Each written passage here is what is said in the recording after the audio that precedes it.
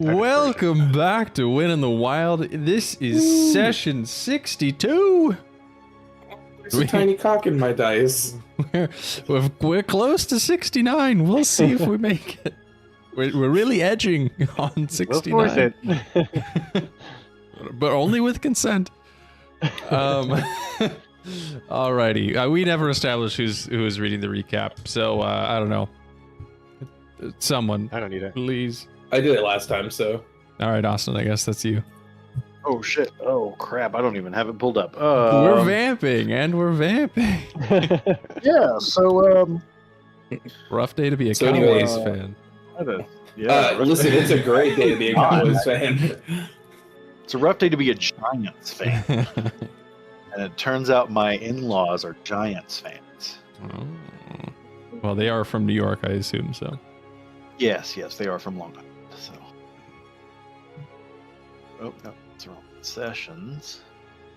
All right, here we go. So, 61. Almyre returned to the party and shared the vision given to her by her grandmother. The Lord of Night seemed to have returned. Ariazel must have managed to resurrect him fully with only 2 of the Fey hearts, though he was likely less powerful than the fully fledged Lord. But somehow the party convinced Orzog that birds weren't real and were actually fake and really agents of mages. They headed to see Almyre's father, who had been thrown into the wild through a gash beneath the obelisk. She had been practicing her cleric abilities to aid others since. Anar lingered on the edge of life, stained was cast on so long ago. Even with her relatively low-level magic, Mira could resurrect Anar, if only for a moment. With the party's help, they managed to bring him back long enough to share some final words. Allura, Princess of the Summer Court, was officially granted leadership of her. Her fate was now tied to retrieving the heart of the Summer Court, or she would perish. Thankfully, Anar used the last of his strength to fill the void in her chest, bestowing upon her the power to control time, using Time Stop. The party reveled only briefly. Cousin Jahir brought them the potion stock from the late proprietor of Polly's Potions, but soon they were off again. They passed by Jeatz's ancestral home, prepared to face Victor Kane, but found the Sea of Shadows spreading into both the Autumn and Summer Courts. Jeatz cast Sunburst, briefly revealing Victor Kane lurking comfortably within the shadows. Unable to hold back the encroaching dark, they turned instead toward Widdershins to check on the village. Genevieve greeted them, explaining that they had survived only thanks to Lady Loreaux, who had been holding back the darkness at great cost to herself. Genevieve then went to the inn to prepare a hot meal and whiskey for the party. Finished speaking with. And that is where we are now. So you all are walking over to the edge of the lake where Genevieve said that you may find Lady Loreaux, and you call out to her, and she emerges from the water. And her skin is noticeably less useful. Geez, her skin is her skin. Jeffrey Dahmer shit over here. Her skin is noticeably less youthful. And when we last left off, Jeatz had cast Shape Water on her to bring some springiness back to her face. But she comes up out of the water. Oh. Hello. It has been so long since last we've spoken. I fear I grow weary from holding back the darkness. I was stupid to make that agreement with you. I see that now. Oh, but a promise is a promise. You look the same as we left. Like gorgeous water lady. You flatter me. I look over at Horace. It's kind of weird that you bring that up kind of out of nowhere. That kind of implies that. Yeah, that was kind of think she might look weird. Yeah. Why'd you even say it? It's just... I don't start conversations with you look the same. You know? When you haven't seen someone in a long time, you just tend to tell them they're beautiful and that they haven't aged in one bit. I don't know if that's what you said. Yeah, I you- just put it out there. Yeah, If I hadn't seen you in years, I'd say this. I'd say something similar. so you haven't. Listen, haven't I've been in changed, I jail. don't- I've been in jail multiple times, and every time you see me, you say nothing about my appearance. Yeah, it If wasn't anything, that you're long, insulted. though. It wasn't that long though, so you a little bit longer in jail. I might have said it. Plus, you snitched on us. Still don't trust you. But if you were there a little bit longer, I might have greeted you differently. Why are you here? I really must focus on holding back the darkness. It was nice to see you, but I fear if I lose focus for too long, the darkness might come crashing in, and I might not be able to hold it back any longer. Weren't we gonna give her something to help and hold and Yes. then give the dragon heart? Right? I pull out the dragon heart, and unless this is going to corrupt you, we wanted to offer something to help. Oh, no. She holds out her hand. Can I inspect it to make sure? it Yeah. You can. Yeah, you roll me a just an investigation check on it. That is a 16. With a 16, despite being called a corrupted dragon heart, you know that you'd be able to use it without it corrupting you, so you would have no reason to think that Lady Lorema would suffer any kind of corruption by using it. Okay, I will hand it over. She takes the dragon heart from you, and she says, Oh, thank you. This is quite the powerful artifact. No doubt you've grown much stronger since we last left, if you have one of these in your possession. I fly. This will certainly... Oh, wow. Large biceps, certainly larger than the Gith standing next to you. His biceps look tiny by comparison. "What the fuck are you talking about? God, why The darkness must be affecting him because he was very strong. Or Zach, it's so good to see you. You look just the same as we saw you last time.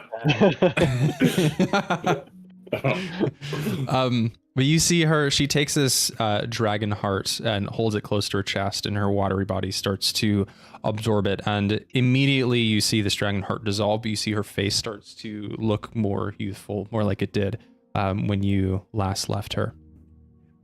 Thank you. I can hold back the darkness even more now. And you look around and you see the circle of darkness that's kind of like licking at the edges of the village gets pushed back considerably back into the woods. Thank you. And I can feel something. I can feel Lady Lushleaf. She's alive. It seems the court has not been taken over by shadow after all. There may still yet be hope if she lives. That's good. That's good. Lady Lushleaf being the lady of the Spring Court. There's still people there? Yes, I feel some radiant energy protecting the keep of the Spring Court. I feel Lady Lushleaf, she seems weakened, but is holding out okay. I look over at Horace and go, we got any more of those hearts we can give to Lady Lushleaf? We can just keep passing them out like candy. If we did, I don't know if we want to say what we did here. I guess we have a few. So with that, you see Genevieve comes running out of the inn, and she says, wow, the darkness is getting pushed back. Does it mean we've won? Yes, it's all over now. Oh God, no! No. There's much more work to do. Lady Lorema here is just gained a little bit of strength with some of our help. But Oh, okay. Well, with the darkness pushed back, maybe we can get to the storehouse on the edge of the village. I'll have some of the boys go out and see if they can get to the shed without being taken over by the shadows. Wait, what? What? Taken? Well- What? You see Genevieve comes over.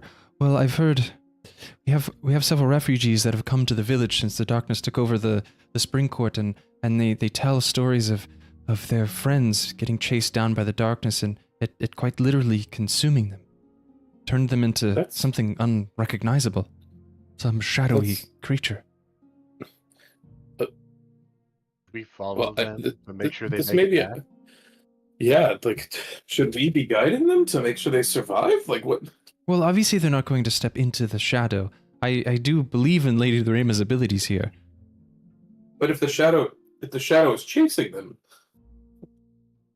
Well, that's where Lady Lorema's protection comes in. I mean, you're more than welcome to. I mean, the shed is just, you know, a 2-minute walk from the village. It's really not that far. If you feel the need to accompany them, you may. can I do an insight check? Yeah, sure.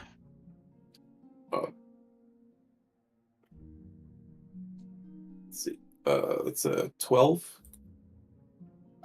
You reasonably think she's telling the truth. You have no reason to suspect that she's lying. I mean, yes, of course. I can send the boys out, but or if you want to go get the food from the shed, you may. Instead of putting some people of the village at risk. I think that's what I'll do. I'll go get the food for you guys just to make sure everybody's safe. Oh, yes, by all means. Horace, I feel you should know where the storage shed is. It's just beyond the edge of town, on the other side of the lake or the river. Like I said, I can lead the way. Okay. So yeah, Genevieve goes back in and she says, "Well, I was preparing you some warm food, but I'll go stick it back in the oven. Keep it hot. Your whiskey is room temperature. Is that how you like it, or?" Whiskey is whiskey. I wouldn't be mad about it. Okay. Wait. Genevieve, if please tell me Flumph is still here. Oh yes, Flumph is still alive and well. Yes, Flumph and Cardigan, they're still getting along. Cardigan, Backyardigan, my favorite. Yes, of course. Okay, well, when we get back, we'll definitely catch up. Okay, of course. Okay, so yeah, with that, Genevieve goes back into the inn, and Horace, you can lead the way. So just and you see Lady Lorema nods and just bubbles back into the water, going back to her task of holding back the darkness. So just beyond the edge of town, where this path leads, you see that there is kind of an offshoot that goes into a thicker part of the woods. And you see a storehouse at the edge of the shadows.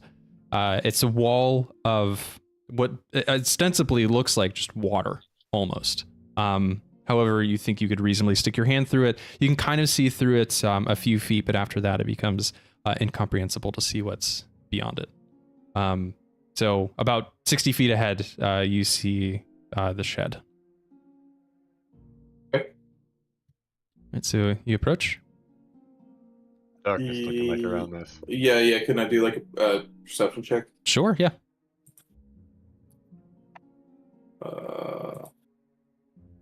It's a 19. With the 19, you peer into the darkness, and you can see lots of swirling shapes, and you think that you can make out what appear to be faces with these yellow glowing eyes kind of appear and then disappear. They don't seem hostile at the moment, but you do fear that if you touch the shadow, they might reach out and try to harm you in some way.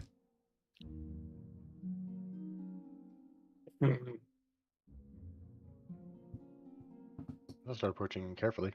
Okay. You approach the shed, and there is an iron lock on it, but the door looks fairly weak. You figure if you can't pick the lock, you can probably break the door down. Right. Is anybody picking the lock? Yeah, sure. Go ahead and give me a sleight of hand check.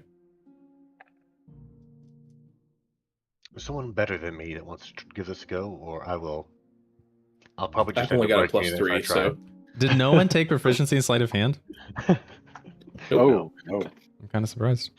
Well, I guess we did have a rogue last time we were in give it a Wittershins. go, Yeah. and if you can't get it, I'll smash it down. Oh, that was the same campaign, wasn't it? Oh my god. Mm-hmm. Who was the rogue? Reed. Ka. Oh yeah. Oh yeah. I forgot that he lived as a person. What makes sense? Okay, yeah. So who's trying it? Who's got plus Yeah, two? who's rolling the? I have a luck? +3. I'll try it. I'm gonna that's a nat 1. You. So I need to roll the wild magic. Oh yes, please roll me a d1. Yeah, you go to pick the lock, and the second you stick the lock pick in, it breaks. Oh wait, I do it on the regular wild magic table when this happens, right? Yeah. So just roll me a d100 and I'll. 65. 65.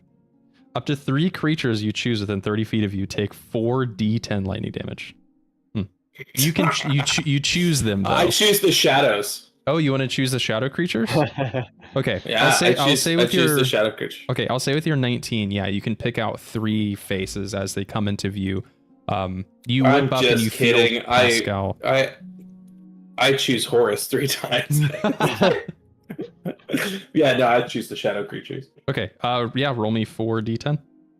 Wait, oh fuck. Yeah, okay. Yeah. I'll do that. I'll do that. I see you eyeing me for some reason. 20. 20. Okay. You feel as you break this lockpick, in a moment of frustration, you feel Pascal have a surge of power, and you look out at the shadows looking for something to attach this anger to, and 3 lightning bolts crash into the shadows. And quick as lightning, the shadows lash out at you, but the moment they touch you, instead of feeling pain, you feel a gentle caress. Roll me Am I close enough for them to do that? Well, the shed is literally on the edge of the shadows, so you're okay. within 10 feet. Okay. Roll me a dexterity saving throw as these shadows go to caress your arm. They invite you to dive deeper into the shadows, almost sensually. They beckon you. Okay, it's either a 13 or a 14, maybe. 13. Okay, with a 13, you try to shrug off this limb, but in anger, you feel their claws dig into you, and you are going to take 19 necrotic damage as your arm starts to wither. And you pull your hand back, and the shadows whip back. Okay. Cool. Guys, don't touch the shadows. That hurt. I pull my sword out. All right, my halberd out. Anyway, I didn't get the lock. I didn't really succeed much at all. I instantly go for the door. Get inside! All right, yeah. You definitely have to finish this mission quickly. Yeah, roll me some attacks, or give me a strength check against the door as you go to hit it with your halberd.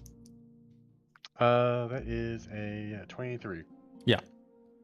23, you go at the door with your halberd, and quick as lightning, you just slash the dinky wood that's holding the lock in place, and the iron lock just falls to the ground.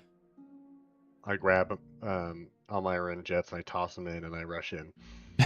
Okay, you rush into this shed, and you see bags of grain, barrels of grain, barrels of wine, some cheeses, and as you come in, roll me a perception check, everyone. 15. Natural 1. Roll me a Magic D100. surge, baby. I got a 6. Okay. While you're doing that, Almyre, Horace, you're looking around and you see a little twig growing out of the ground, a sprout of a tree. as it were,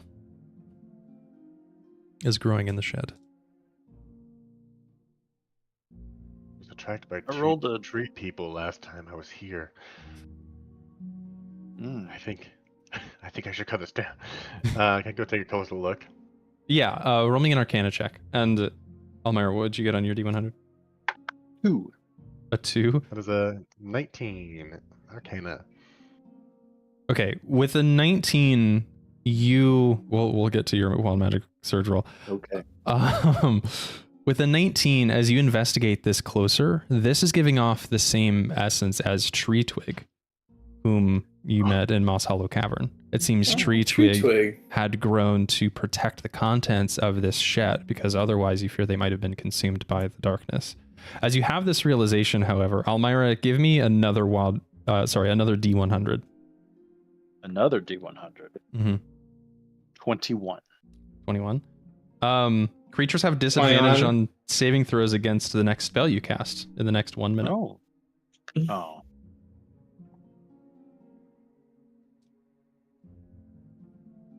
Is that what mine was roll again? It's a roll at the start of your turn for the next minute. So I'm going to ask you to roll again in just a second. Oh my god. Okay, Incredible. you guys are looking around at all of this grain. This is clearly, all this food is clearly still good. Perhaps protected Hold on by one second. tree twigs sprout. Cat's out the front door. Uh-oh. Okay, well, we'll wait on Almyre's D100 roll. Okay. There seems to be the shadows didn't seem to attack you any further. They only retaliated. Okay. Can I want to go talk to the shadows. Okay, sure. Yeah, you go. Yeah. Priest said that like, oh, that's Yeah, stupid. Okay. Yeah, okay. I don't know. Jeatz, you walk up to the wall of shadows in front of you. What do you say? There, you kind of hear whispering as you get close, but you can't quite make it out at the moment. I would like to just to keep myself protected here. Okay. Just prepare like a. I just want to have bless whoever that was. I just want to have Whoever the fuck that was, bless them. Whatchamacallit? Dimension door, bless that. Them again. Dimension door just like as a reaction ready to go. Okay, that'll cost you the spell slot if you want to have that readied, but sure. Yes, that's fine. That's fine. Okay. Okay. Do you want me to? I guess I'll roll wild magic check if it happens, and if not, I'll roll it when I decide it's not going to happen. Yeah, I think the way that it works is Okay. you expend the spell slot, but you don't cast the spell until Yeah. the actual action of. Oh, so I casting the roll effect. it now because it's when I expend a spell slot. Oh, then yes, you would roll those surge now. Okay. Okay, we're at a 9. So many D100s. We've rolled more D100s in the last 3 sessions than we have in the entirety of the other campaign. Okay, anyway, so yeah, so I have Dimension Door prepped, Okay. and I'm gonna walk up to the shadows and just, I don't know, just be like, excuse me, are y'all sentient? You hear. Join us. That is not the effect that I thought it was. Here we go. Uh, Join us. uh, It's warm. You'll never go Listen. hungry. You'll be more no offense, powerful. but and I look at my arm, and I'm like, you're not doing great on like convincing me to be in there with you. I just kind of want to have a conversation, not. Oh, we're Not, sorry about that. We didn't mean to hurt you. Oh, okay, well then, who is we? Maybe we start there. Who is we? We is us. All of the shadows. Okay, okay. We are one. Okay. That's interesting. Join us. You'll have everything you could ever want. Everything your heart desires. What if everything I ever want is being out here? Why do you bring such paradoxes to us? Once Well, you're in here, you won't want to leave. Well, okay, let me ask you this. Is Victor Kane in there? That's not information that we would give up. I mean, it's information that would make me decide if I'm going to come in or not. Enough with your games. There's no, And they I'm not lash playing out at you. games. Okay, well, as they do that, I dip. Okay. I back into the house. Okay.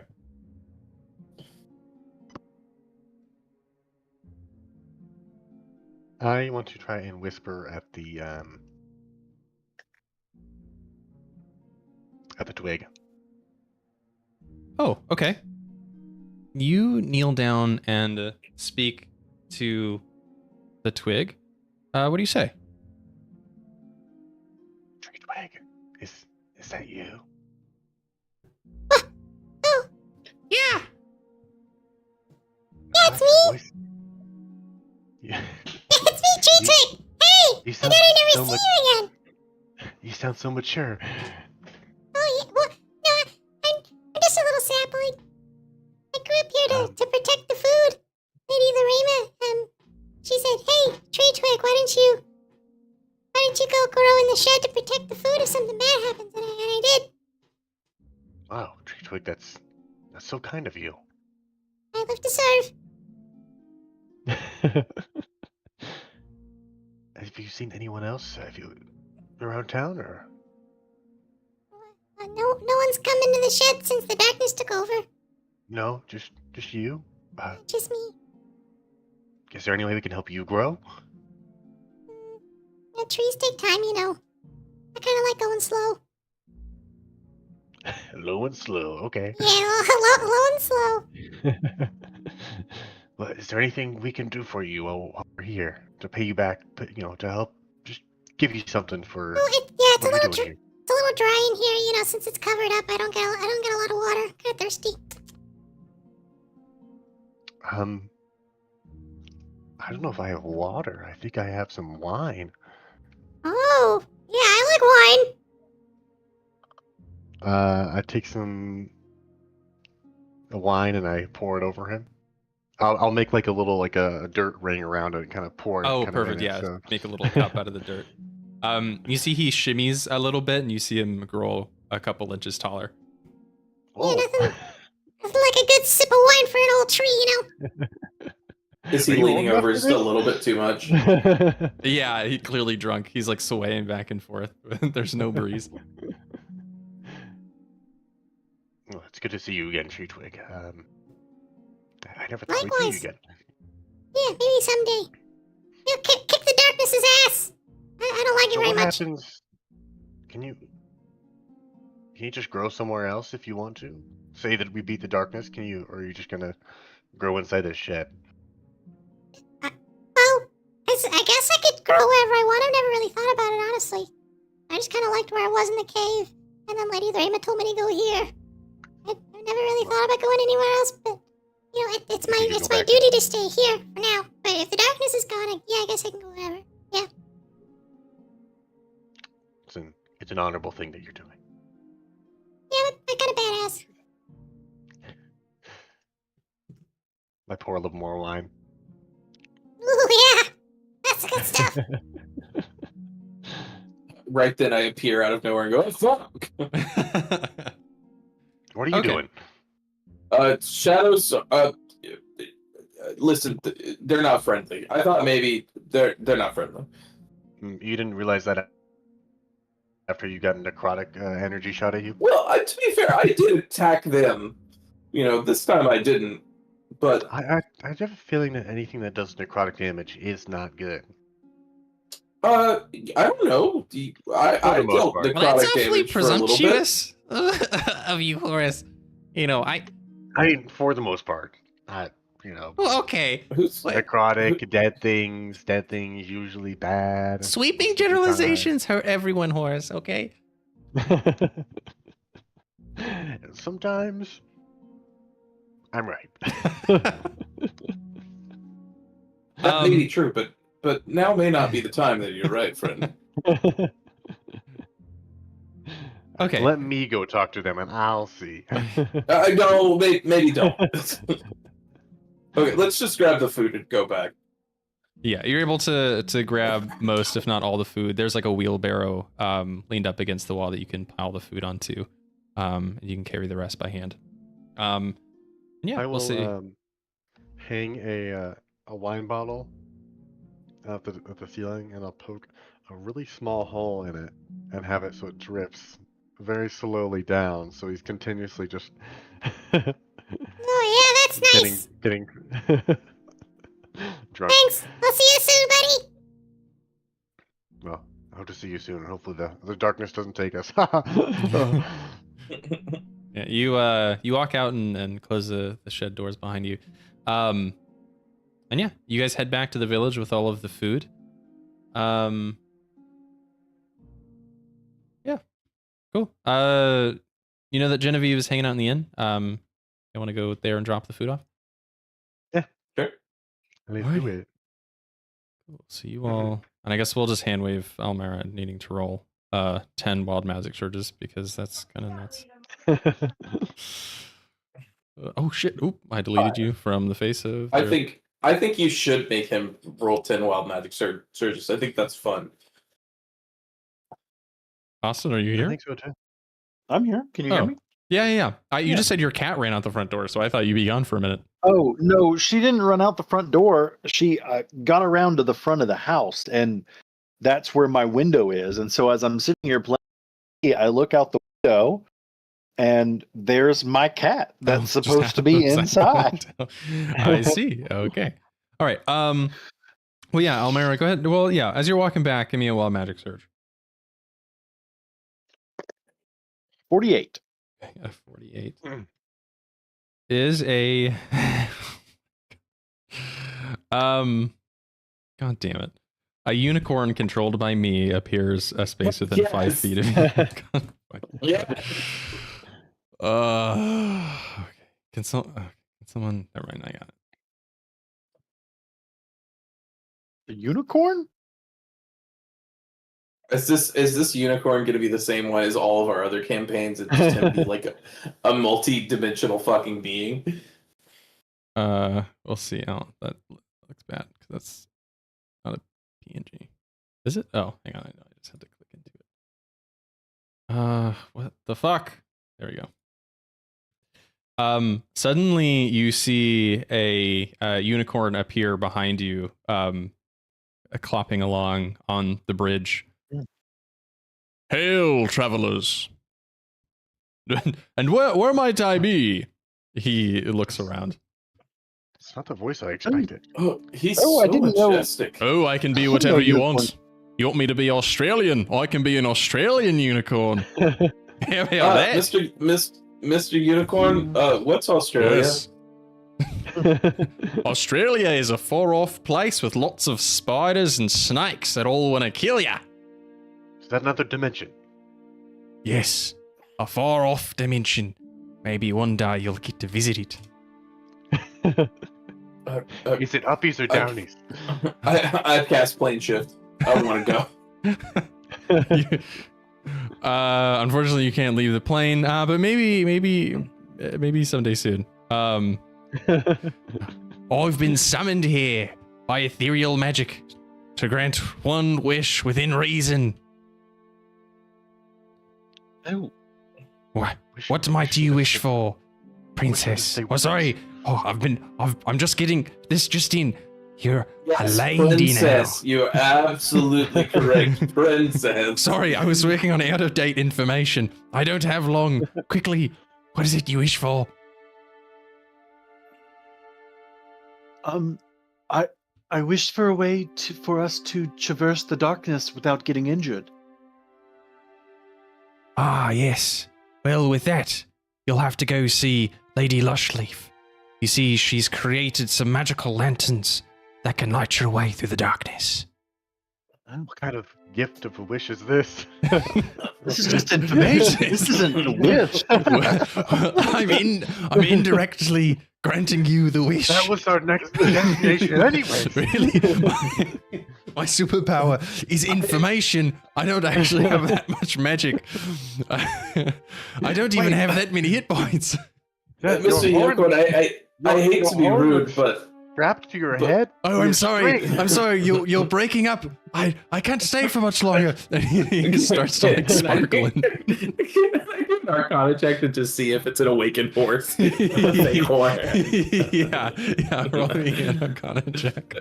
That's an 18. 18. Yeah. You see a band of pixies hiding out behind this tree. And in fact, you see Glitter is talking to them.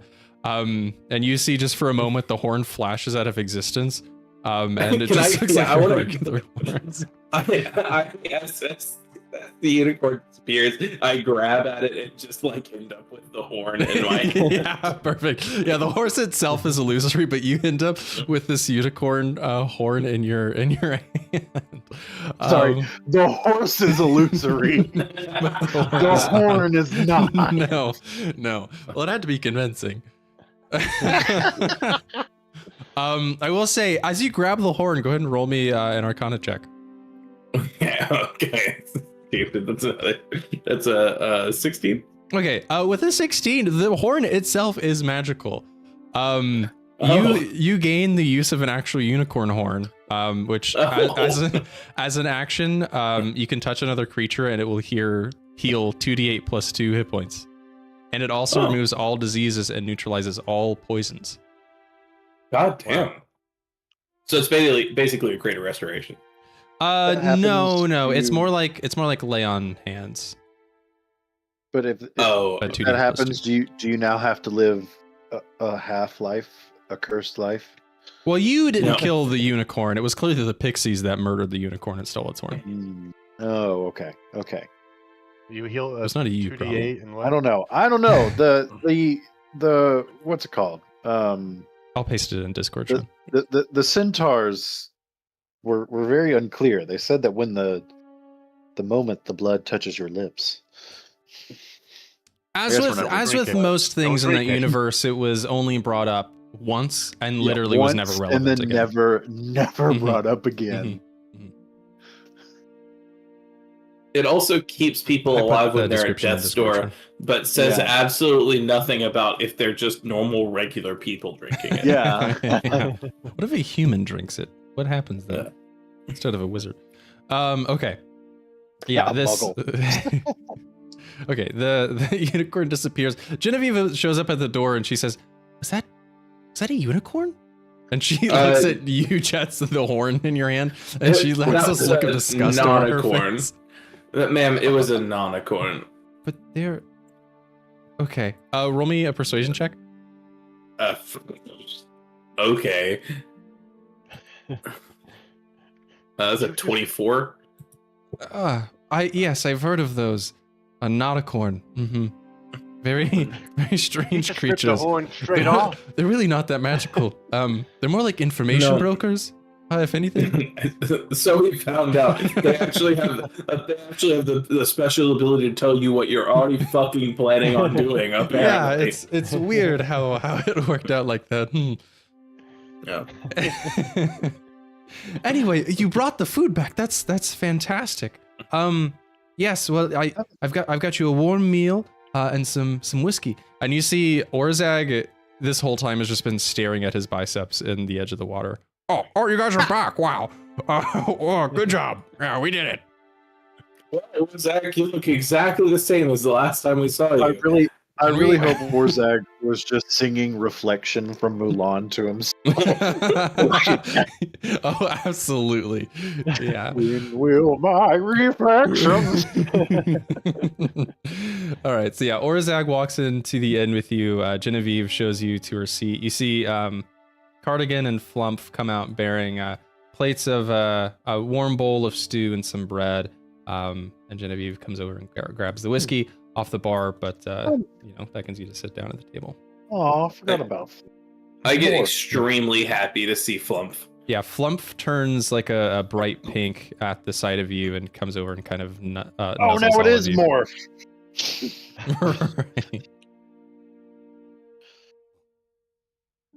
Oh, well, it seems Flump is very happy to see you. Oh, yes, please sit down. I've made some fresh stew for all of you. Oh, and you've brought the food. Yes, it means we can subsist here a little longer. Oh yeah, if you want to replace Flump with morph, yeah, absolutely. Okay. So yeah, as you sit down,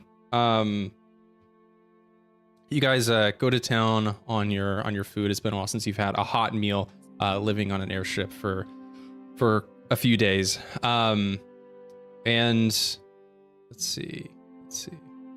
I'm on the wrong page. As you sit down, you see Bronto comes out of one of the rooms here. And he says, "Oh, Horace, I'd heard you'd come back. Oh, it's so good to see you."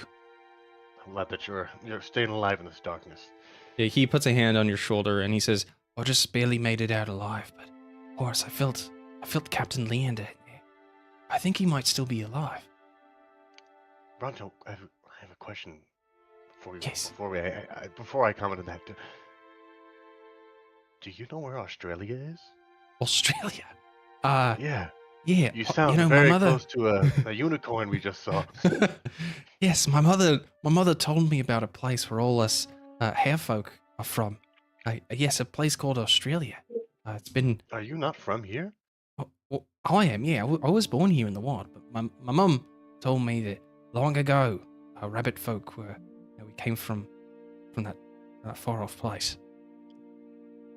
Well, it must be a magical place full of useless information. Yes. One day. Quite. One day we'll and visit. very dangerous snakes. Yes, rabbit folk. We don't like large snakes. So it's our biggest fear. But you said Captain Leander is Yes, I alive? felt his presence in the darkness. I barely made it out, but as it was lashing out at me, I could feel him whispering. Just, Captain Leander always had a jovial presence. It kind of shone through the dark, seductive nature of the shadows. I just don't know how that's possible. Me either, but it must be true, right? And the shadows, they couldn't. Could the shadows bring people back? I don't know. I hope so. Maybe I could save my mom and dad.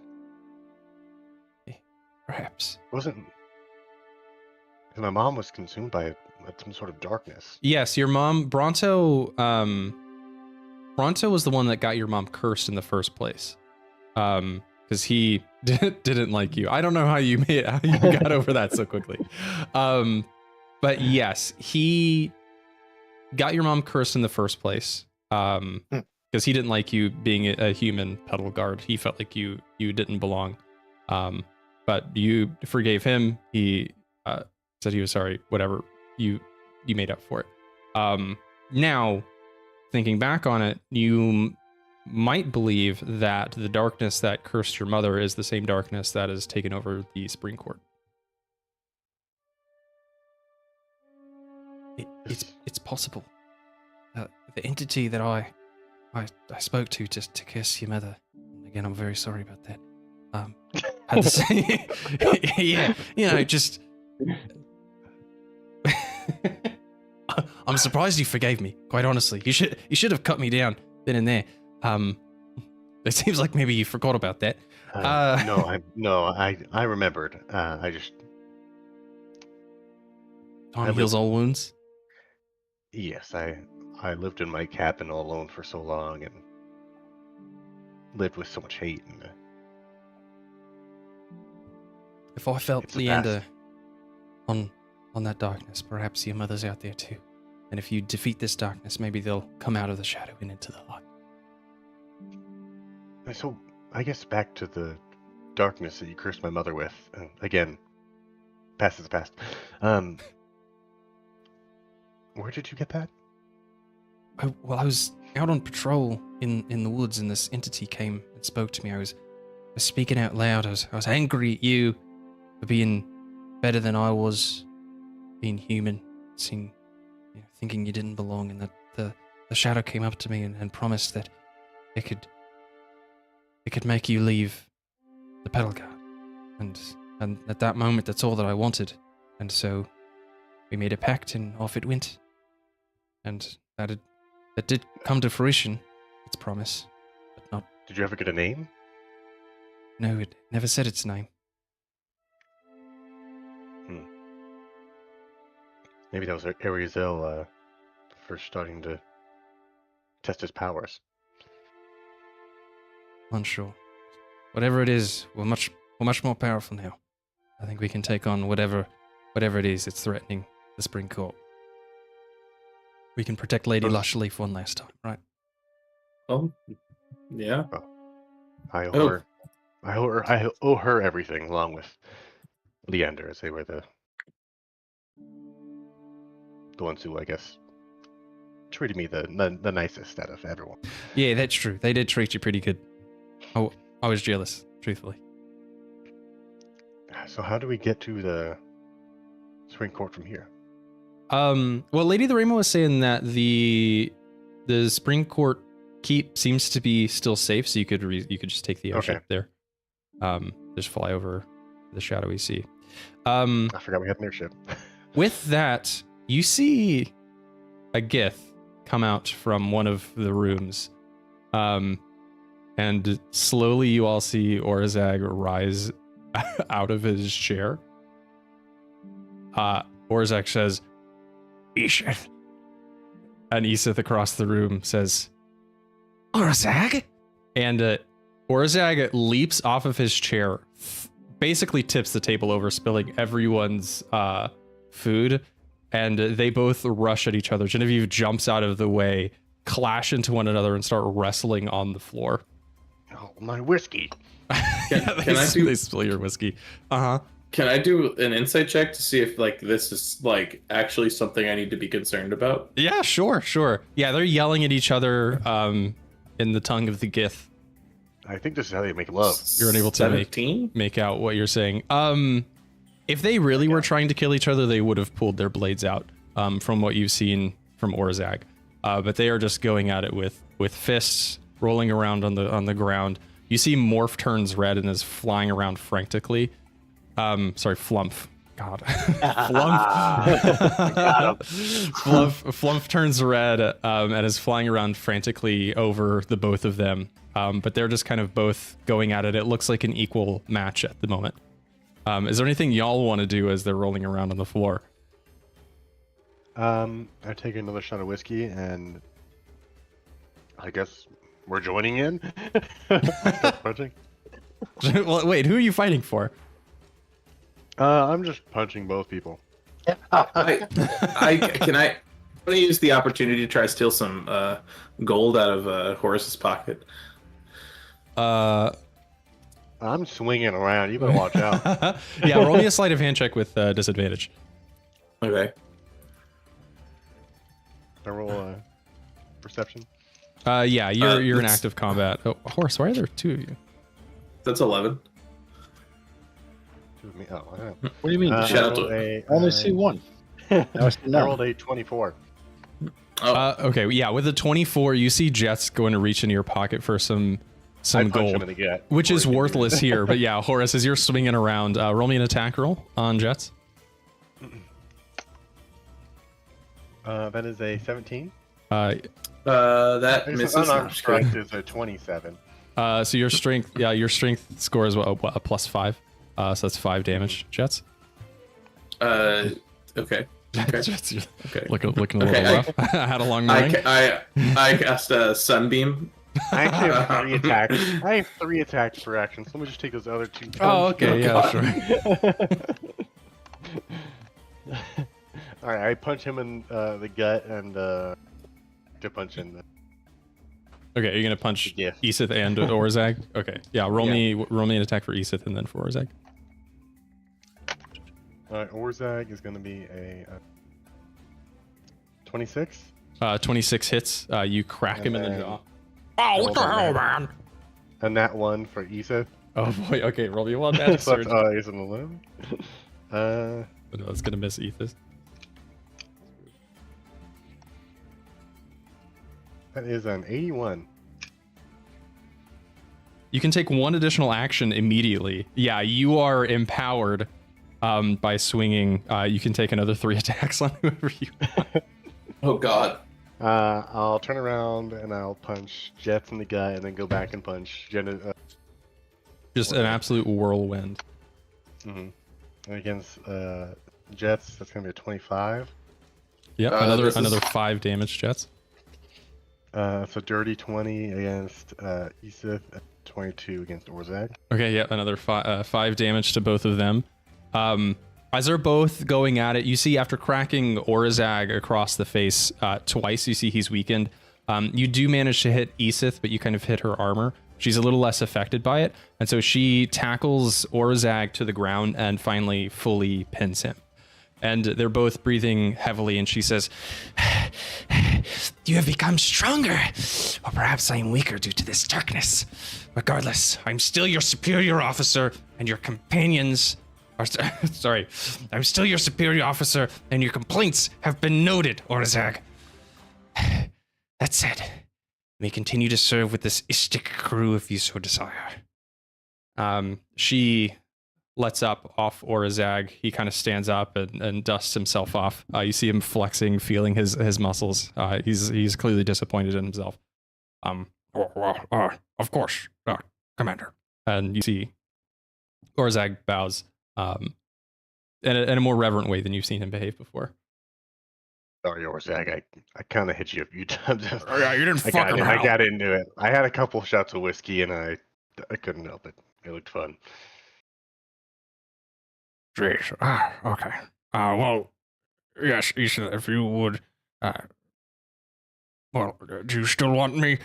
He's kind of disappointed in himself as he looks at y'all. Oh, us? Yeah. Orzag, you're always welcome in this crew. Yes, of course. No matter how skinny your arms get, you have a home. Thank you. That's what you're talking about, Horace. Orzag looks the same as the last time we saw him. Shut up. I'm having a moment. Orzag says, Thank you, Kithert, Isha, for letting me stay with my crew. We need someone to eat our The- worms that we find. The shit eaters have taken me in and made me What? one of their own. What? Oh, that's what I call you.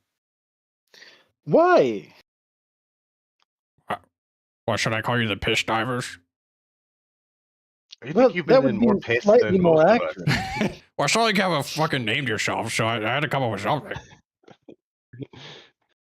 No, we haven't, have we? Where Almyre's Lady Almyre's bitches. The court? Whatever. It doesn't matter what you call yourselves. But I'm glad you've taken me in. Thank you, Kithrak. We will. I will serve. For your honor. you see Isith kind of turns her nose up and walks away heatedly. I whisper over to Orzag. Orzag, can I? What's up? Hmm? Have you? I don't know if this is something you pick up on, but as a lady, you sense that tension between you two, right? Tension? What do you mean? I mean, tension. Ugh. Yes, it was very palpable. You could cut it. It's What do you think? Do you think I have a shot? Are you really? I think you might. I think you should go talk to her. Oh, I don't want to embarrass myself. I mean, she just beat me in combat. That's so embarrassing. Well, yes, but you did almost best her, and from the way that we were to her before, an undetermined amount of time we were here last, it seemed as if she was always just the greatest ever, and no one had ever come close to besting her in combat. I mean, that's true. I have never seen Ishith lose ever. So I mean, yeah, it felt pretty good. If Shitface over here hadn't punched me in the face twice. Well, yes. Well, he is. If there's a fight, Horace is going to be involved. You should have known that. Yeah, that was my again, I'm fault. sorry. Oh, Maybe we could prestidigitation like a clean, maybe Yeah. some new Let me clothes and see. Let me see what we can do some here. veins on his arms, and then he can I go back there and talk to her. I think between Jeatz and I, we could definitely minor illusion things, and Glitter might I be look- able to. I don't know Glitter, if I'm that powerful of a mage, but I definitely have it Oh, in you this flatter book me. here. And although I didn't prepare it this morning, I feel like there's a weird thing that if I just read it out of here, it works. But I'm not quite sure how it works. No, I think you have to take a long rest to move spells around, Ah, damn. unfortunately. here. Well, Or, Or Zach, eight you can take- hours at least. You can borrow this necklace, and so I give him my necklace with all the dragon talons I've oh got. yeah, him. she think that's pretty badass. Yeah, tell her how many dragons you've slayed. Oh yeah, I'm a fucking. I don't know that I've ever slain a dragon. Did I slay a dragon? Hang on, what did he? He was there on the airship with the Yeah, blue that one. dragon. yeah. Right. She doesn't need to Oh, know. okay, that's true. I She just doesn't need say to know that you haven't killed all these dragons. That's You true, just need to and make up you just need to make up an epic story. yeah, slaying a dragon on there. So I mean, that's pretty badass. Usually, they get they're chasing down Illithid, Mind Flayer kind of guys, and killing those. But a dragon, yeah, that's still pretty dope. It's pretty awesome. yeah, make sure when you make up that story though it includes the dragon. Don't forget to include the dragon as part of that story. Oh, okay. I feel like I shouldn't have to Okay, explain okay. that, but Right, for some reason I No, feel that's like good I might advice. have to Right. explain that. Yeah, Yeah, I might have forgotten. Thanks. Pea brain over here. Just said. Right. Don't I mention, mean, My don't ship's mention bigger than the the- brain, right? maybe if that's what you want to think, buddy. Don't mention the piss on the boat. Just mention the Yeah. dragon. Oh, okay. Yeah, just Yeah. feel alright. free to pretend that it was Horace instead of you in the piss. Oh, okay. Yeah, of course. Okay. He starts to step back. All right, I'm looking good. I'm feeling good. All right, I got this. I'm gonna. Maybe Glitter, score. maybe cast some like cool dancing lights around it to make him glow. Yeah, you see Flump flies over and casts dancing lights over Orazag's head to kind of light him up, give him some good lighting, make his jaw look more chiseled, make, the veins pop. Oh, thank you. Wow, I feel good. Yeah. Okay. Yeah, I'm gonna go get laid now. Thanks, guys. Really appreciate the confidence Yeah. boost. You see he walks. I wouldn't go in with. Okay. You see, he disappears into the rooms of the I inn. cast prestidigitation to pop his collars right before he leaves. Oh, hell Like yeah. as he's walking up. Yeah. Okay. Well, you guys are more than you see Genevieve comes over. You guys are more than welcome to stay the night, but I understand the darkness impending might hasten your travels. So I appreciate you all at least checking in and sitting down for a warm meal. It means the world that you would come back and check on us. I feel like we should play a game of chess before we Oh, of course. head to bed. Like good old times here. Yes. You see Genevieve gathers everyone around. So who's squaring off against two Jeatz and Horace? It's always Jeatz and Horace. We gotta. Well, Almyre now should kind of knows how to play chess now. Oh yeah, Almyre knows how, but Almyre does like to play. okay. That's kind of the thing, especially when we're in Widdershins. This is. Mm-hmm. You can, I guess, take the loser or the winner, whichever one you want. No, I'm gonna hang out. I'll talk with Genevieve and Flump and watch. Okay. All right. So, Jeatz, Horace, you sit down across from one another at the table, chessboard between you. You know how this works. All right, we're gonna do wisdom, intelligence, and then wisdom. All right. All right. All right, whenever Okay, you're ready. wisdom. Raw or save? I always forget. Just raw. Oh yeah, I only have a +1 to any of them. Okay, cool. Damn it, 13. 17. All right, Jeatz. You see Horace looks a little frazzled. His opening move, not as strong as it usually is, and you're able to best him in the first Okay, game. I'm trying a new strategy. Oh well, your strategy sucks. All right, now for an intelligence. We're just check. one move in. That's a 3. Apparently, strategy's better than I thought it was. 15. All right, Jetz's shit talking did not pay off. Horace, Can you you're see able my to brain pulsing from? you're able to get up a few, get back a few pieces at Jeatz in the mid game. Now for the final check, for it all. I've fallen into your trap. I'm so sorry. Wisdom again. Dirty 20. Oh my god. I got 9. Okay, Jeatz, you pull it out. Yeah, I'd like to say that my original opinion of your strategy sucking is once again active. No. Yeah, I take the bottle of whiskey and I go outside. Okay. All right. Yeah. Horace, you walk outside. You see it's starting to get a little later. You see Bronto goes off to bed. The other patrons start to wander out of the inn, wherever it is they're sleeping this night. And so now left, you see Cardigan is just kind of cleaning up, followed closely by Flumph. So now it's just Genevieve, Almyre, and Jeatz. Genevieve, do you recall how long it will take to get to the Spring Court? Oh, by foot? Or days? It takes quite a long time to get there. That's why we have so many refugees here. We're the only, I would say, established village in at least a day's walk, if not 2. Okay.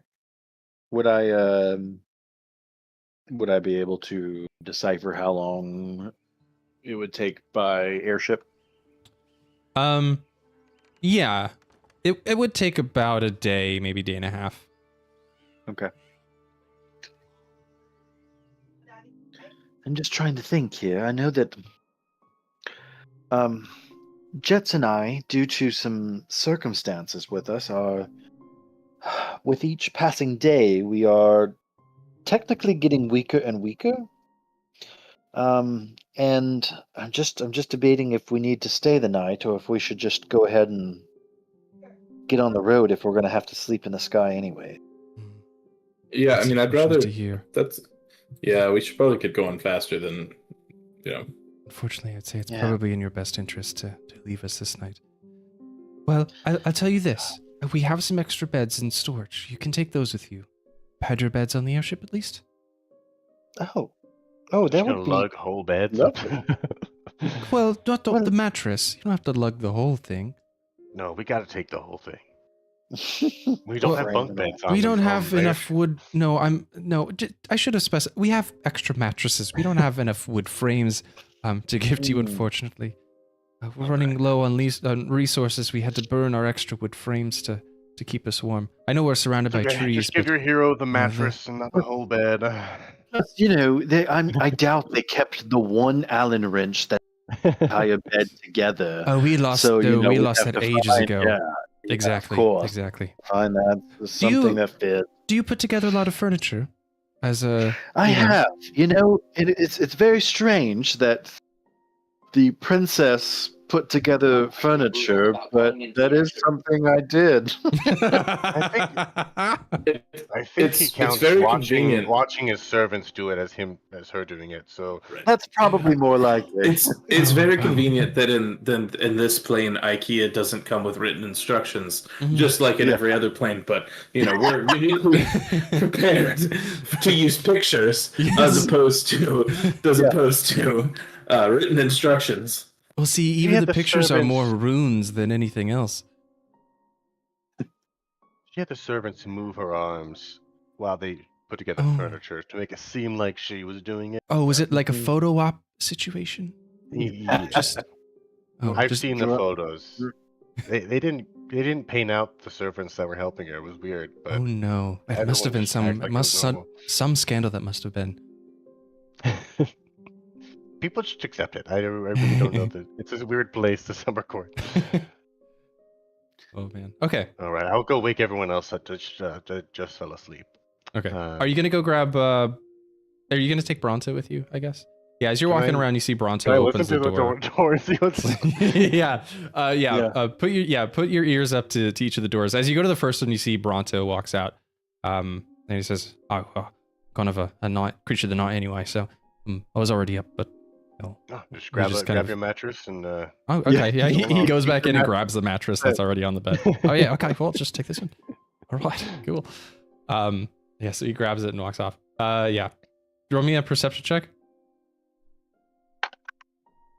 that is a 14. With a 14, you hear sobbing on the other side of this door. Oh no. Does it sound like Orzag sobbing or human like sobbing? Yeah, you're not sure with a 14. You're not doing open the door. Orzag, The sobbing stops. I guess I'll open the door a little bit. Okay. You see at the edge of the door as Isith, tears streaming down her face. And she says, oh. And you see behind her is Orzag just kind of sitting on the bed looking around. How may I help you? Oh, I was Orzag is still joining us. We're actually going on the airship to Springport. You see she sniffles and wipes her eyes again. Yes, of course. Orzag, you are dismissed. Thank you for your services. And Orzag stands up and he kind of like leans in and she looks away. And he says, oh, okay. And kind of shuffles awkwardly Orzag, past you might maybe bring me the mattress. Oh, okay, yeah. He shuffles past you. He like awkwardly just he goes to grab the mattress off the bed, and he's like, "Oh, I'm sorry, I just gotta take this really quick. Sorry." He he leans in again, and she dodges. He's like, "Okay, yeah, we'll talk about it later." Shuffles past you again. As they walk by, is the mattress damp? Yeah. Yeah. Roll me a perception check. 16. With a 16, yeah, you see a little wet spot on the mattress. Oh, Can I roll an insight check to see if he finished way too fast and it wasn't? You don't even need to roll. You clocked it. oh no, that was him, not her. Oh no. Yeah. Sorry, Ethan. You see what he sees you guys looking at his mattress, and he like covers it up really quickly. Where the fucking grab the mattress caught? He's like mumbling to himself as he walks out. She closes the door in your face, Horace. All right. I think. Yeah. You go to knock Are and you somewhere down here? there's no answer. Jeatz is in the inn. Are you guys having trouble seeing? Oh, you guys are having trouble seeing some. I don't see Jeatz or me. Oh, that's really weird. Okay. I saw that. Refresh. Oh, now I see it. Okay. Now I see Jeatz. Weird. Okay. There's two of me. Oh, now Now there's only one. Okay. Now I Yeah, see I'm you. getting it. Okay. Getting it worked out. Let's refresh. Okay. Cool. So you guys grab your mattresses. You see Hank is just making some more adjustments. Revo is helping him out. And the sun is going down. You see Genevieve is waving you off as you guys board the airship, as is Cardigan and Flump. You see just as you are taking off, Isith comes up with your arms crossed, and everyone roll me your perception check real quick. Right. 14. 17? 23. Horace, you were paying extra close attention to Isith because you know how she answered the door, but you see her blow the tiniest of kisses towards Orzag, who's looking off the edge of the airship with you. Oh, what's that about? Oh, Does the dragon necklace Did that work? Yeah, she loved the dragon necklace. But there were some complications, after after we finished talking about the dragon. I don't want to talk about it. Why was she crying? Oh, well, she just couldn't take my manliness, I gave her to her too good, It was, brought tears to her eyes, something special for her. Wow. Well, just clean those dragon. Just clean the necklace off before you get back. Oh yeah, I'm so sorry. He pulls it off and it's just like covered in sweat. Yeah, of course. No, I'll clean these off. Okay, and with that, you guys take off. Renamed him.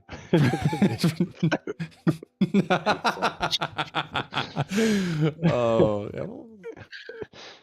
That's good. It's on the chat. Okay. And with that, you guys head off towards the Spring Court. With that, take a little BRB.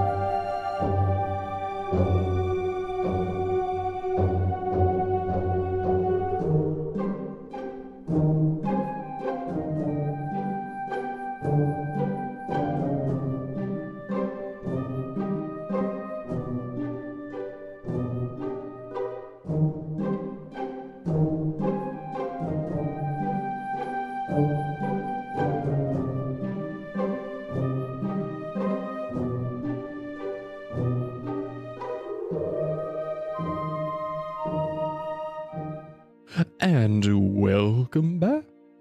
Okay, so you guys hop aboard the airship and spend the night aboard. Everyone, sorry to say, give me a wisdom saving throw. Yay. Saving throw. 18. Okay, that That's passes. possible throw for- Oh, I got a nat 20, but it may not count. It's legendary. 8. Okay. Almyre. It doesn't matter if I get a minus, right? Because I rolled a nat 20. Because that would be altering the dice roll, and it I doesn't. guess it's the still overall dice roll. If it was an attack roll, then I would say no, it wouldn't alter it. But a nat 20 on a saving throw is still just whatever 20 Okay, plus well, I your got a ability 21, score would be. so- Okay. Yeah, you pass. Almyre, unfortunately, as you wake up, you have the shadow of a memory, and unfortunately, you can't seem to recall. You remember this place called, what was it again? Hearth something? Last something or other? Summer court. But you can't remember who was in it, what it looked like. Was it a port town or was it landlocked? You feel that whole memory start to slip away, and you can kind of start to see the druids of the Blood Moon get fuzzy as well, as you met them just after last Hearth. Oh no. Okay. Yeah, I think Almyre has lost more memories than anyone, I think. Yeah. From the material I mean, plane. Forget who we are. the funny thing is that Austin also doesn't really remember last Hearth. It was a long time ago. But the druids, but the druids definitely do. Okay. At least one of them.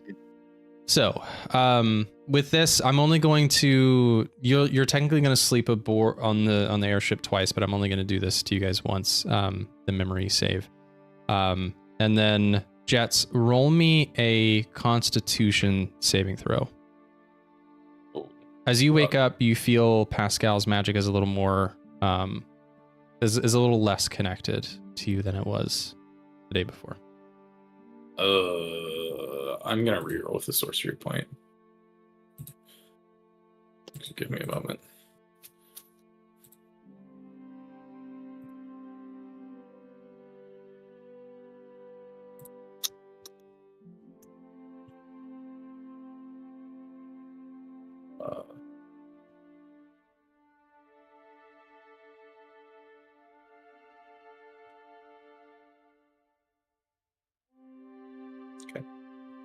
I have a question about order of operations with Legendarius. It's the final If I result use- of the saving throw. Right. So if I use a sorcery point that says I have to re-roll it and must use the new roll, Mhm. can Legendarius force me to re-roll the new roll? Like, who trumps what? It's whatever the final roll is. So if your second dice, so like you would re-roll it, you're not happy with it. That's not the final result. You burn the sorcery Right. point to re-roll it again, and then you Right. roll Legendarius. Okay. So I have to To re-roll okay, your that re-roll. makes yes, that's a re-roll my re-roll then. Con save. Worked out 21. Okay, yeah. 21. It starts to feel a little flakier, but you meditate for a while, and your connection with Pascal stays stable. So, your D20 check is still a 1 whenever you cast a spell, which you cast Dimension Door, and we didn't do this, I don't think. Because remember, every time you cast a spell, you're going to roll 2 D20s. Well, I guess I got a 9, so because that would have been my wild magic would have been actually my. Okay. So okay. I got an 8. It still is fine. Okay. Yeah, actually, let's go back to Widdershin's and where you would have failed, and then something different would have happened. Anyway, okay, so yeah, you all get a long rest. Now, Almyre, as you wake up, give me a con save. Con save. I'm good at these, supposedly. 21. Okay, yeah, a 21 will pass. So now your current total for your chronal shift is still a 20, which is a threshold of if it benefits you or hurts you. Oh, okay, that's right. Okay. All right.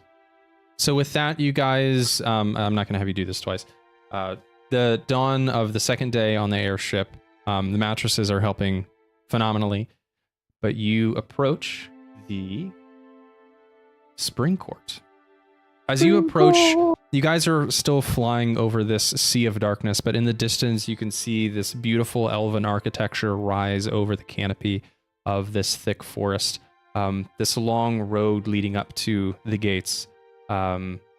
Greens abound. It looks like there's both elven architecture as well as architecture of some more mundane, perhaps not Spring Eladrin, but, you know, maybe humans, maybe more rabbit folk like Bronto are probably living on the other side of town, living in the more, I guess, standard looking made of wood buildings. But as you approach, you can see there's this big open area in the center of the keep. Looks like a perfect spot to land your airship. And as you get close, you see Lady Lushleaf is already outside waiting to take you in. So we'll say... She knew you were coming.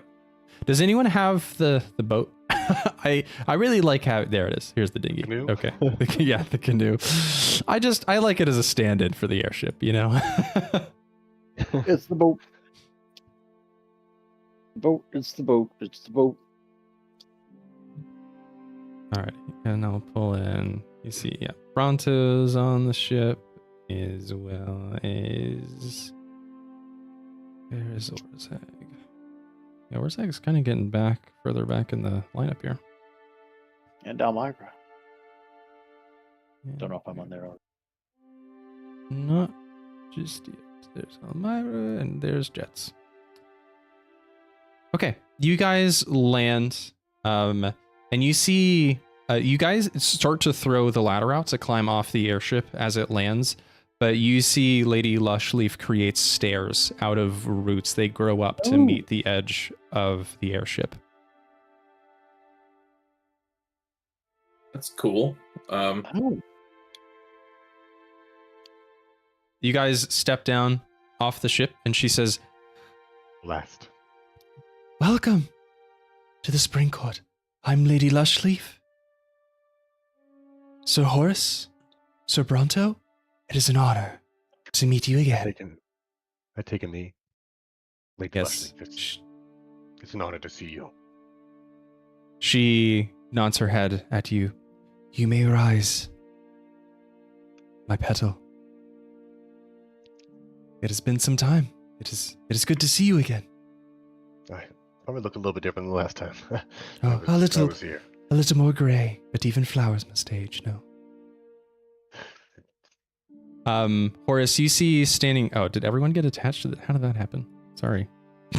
My foot's stuck. My foot's stuck. Oh, shit. Yeah, you dump it down the stairs. Oh god, we need to solve it. So Lady Lushleaf nods her head at you, Horace, and she looks over at Bronto, and she says, Brave of you to return here after what you confessed to, cursing your fellow petal cart's mother, but it seems you two have made up in that time. She steps closer to Bronto and puts a hand, kind of caresses his cheek. I know you blame yourself for unleashing the darkness, but it would have returned no matter what. You cannot hold that over yourself. And he kind of looks away, ashamed. That seems help has arrived in just the right time. You see she points out over kind of towards the walls, and wherever you see these spires dissipates like an illusion, and you see within them is what looks like starfire burning brightly. It hurts to look at. And you see Lieutenant walks up next to her.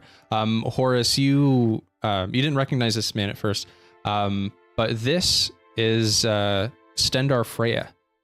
He now wears the garb of a captain. He was previously a cadet in training when you left the Petal Guard. Did I hate him? He was fine. He was too young to be mean to you. He didn't really say anything that would hurt your feelings necessarily. Is he walking up? Yeah, he's walking up behind. And yeah, I forgot. We'll just reuse the Solarian Snap Block, because why not? He walks up next to Lady Lushleaf and he says, Sir Horace, it's an honor to meet you. You may not remember me. I was only a cadet when you left the Petal Guard. I'm Captain Stendar Freya.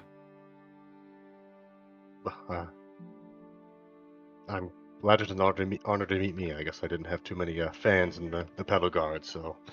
Oh, I held no ill will towards you, sir.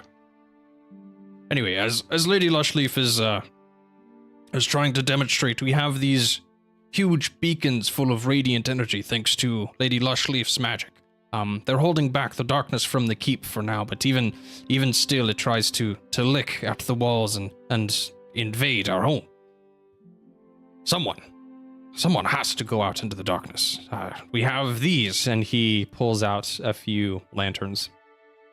Oh, these can hold just a pittance of the magic as the lanterns on the walls of the keep, but you must recharge them, and it will hold back the darkness. We've had a few patrols go out, but we are not at full strength enough magically to bear any more than a few hours of travel in the darkness. Wow, if only the unicorn gave us these. Oh yeah, that would be nice. It's funny you mentioned that. I did see a unicorn walking around here not too long ago. He had like an earpiece in, was like talking to himself, and then he just disappeared. It was the strangest thing. A follow-up, did you see a horse recently that was wearing a similar earpiece but no horn? Now that I think about it, I saw an identical horse just without the horn several hours before that. So he got a horn somehow. Yeah. There was no unicorn. You were fooled. You were tricked. Oh, well, yes, it's the wild. It happens. Those damn pixies all everywhere. You see glitter flies out. Hey. Who the fuck? What the fuck? What are you saying? You see glitter flies out, tries A member of the guard never talks bad about pixies. What the fuck? Hey, calm down. That is Horace's girlfriend you're talking about. Oh, I'm so sorry. You see glitter blushes at that. What? No, well, it's not. Well, it may be. You see she just kind of stammers over her words, unsure what to say. So they are in love, and you will respect them. Oh, of course, yes. My sorry. I'm so sorry. I whisper to Orzag over here. I'm just like, I'm really pulling for them, but I have no idea how that's going to work physically. Well, I have lots of experience. I could show you a few things if you want. Ishith and I, we kind of agreed on this open thing. I know you and I have been a little hot and cold, but we can warm it up. Orzag, I don't know if you know this, but I'm into the ladies as well. Oh. Huh. I guess I never picked up on that. Yeah. Well, I could make you like me. Funny.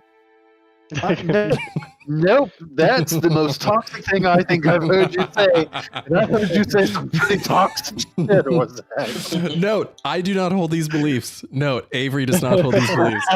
Quite the opposite. Orzag speaks for Avery. Yeah, No. Avery's actual beliefs is that they could in fact not make them like you. Okay. So Captain Freya goes on to explain sort of how the lanterns work. So basically what's going to happen is if you guys so choose, I mean, I'm kind of telling you that you have to if you want to defeat the darkness, but you can take these lanterns and go out into the darkness, and we're going to do some encounter checks. Now, to keep the lanterns lit, you're going to need to expend spells. And let me. Okay, so this is going to be. Let me pull up some different music. You notice Avery really likes to get us to waste our spell slots on. Well, okay, Yeah. so the way that just peek behind the screen, the way that I see it is like combat at this level takes so long. Yeah. And so in order to like in a timely manner get you guys to use your resources, you know, I like to do these little encounters. So you don't have to like if you're going to spend a spell slot, that takes like minutes at a time to make sure that the spell, you know, resolves correctly. But doing this, it's like, you know, you don't even have to think about it.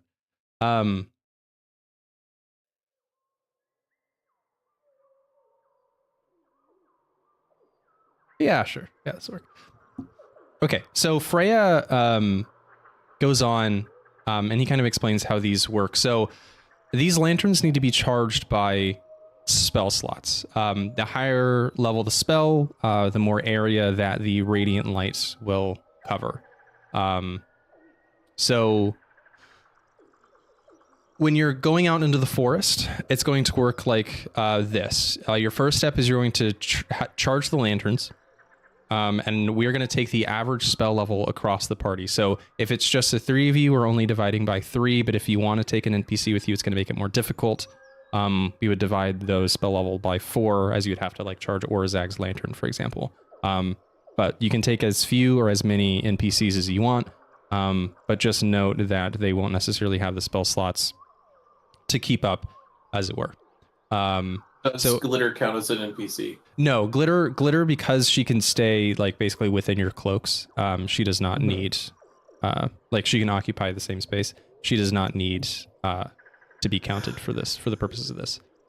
Nor does Pascal, but that kind of goes without saying. So after you charge your lanterns, and also the average spell level, the reason I mentioned the average spell level is going to dictate your bonus at the end. Your bonus to a D20 roll. The next step is a navigation check. So it's going to be survival and nature alternating every round. And it's going to rotate amongst all 3 of you. And we're going to roll initiative in order to do that. So this is going to be your ability to basically navigate through the darkness. You may or may not have abilities that alter your survival and nature check.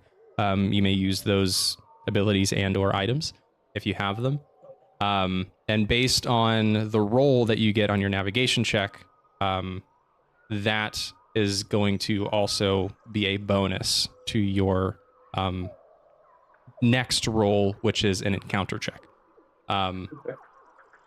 So charge your lantern will give you a bonus based on the average level. You're also going to roll a navigation check, depending on how well you do. That will also give you a bonus based on how well you do. And then lastly is your encounter check. So that is just a raw D20 plus your 2 bonuses from step 1 and step 2. Make sense? Yep. Okay. So Freya kind of explains all of that, and he says, okay, so how many lanterns are you going to need? Sorry. I didn't even ask. Lady Lushley, if you will.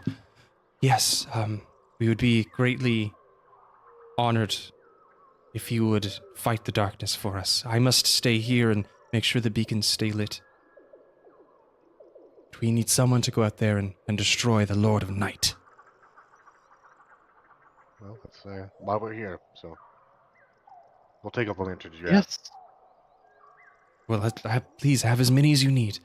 So how many NPCs are you going to take? Where are we going right now? Or we're going to fight the Lord of Night right now? You're going to find the Lord of Night in the darkness. Oh, okay. He moves around in the darkness, and as much as I wish you could just take your airship and drop down and defeat him, it's not that simple. He can move through the darkness without you even knowing that he moved at all. He's tricky like that. Wheels on this thing, and then it like turns into like a tank. Well, the further away the beacons get, the weaker they get. Also, it's a thick jungle out there. I don't think you could take a whole ship. Exactly. It's not easy. You blast anything with enough cannons, you can make it. Please don't destroy my... You should know better as a petal guard, a former petal guard. The forest is sacred. I guess I'll take... me and Glitter will take 1 lanterns. So each of you basically have to have one. So, you know, that's... And if you want to bring any NPCs like Bronto or Zag, you may, but that drastically lowers the average. So it's up to you. How hard is this fight gonna be? Well, that's the thing. You've got to balance. Do you want an NPC helper, or do you want to risk, you know, failing your navigation checks or encounter checks rather, and getting into more trouble early? Now, Glitter can join. Now, I will say, Glitter can join the fight with the Lord of Night. So you have at least one NPC on your side. Maybe we just take Glitter then, because Orzag and Bronto, I do think we're going to need your help eventually, but you don't have any spells to. No hard feelings. Yeah, they're not really that.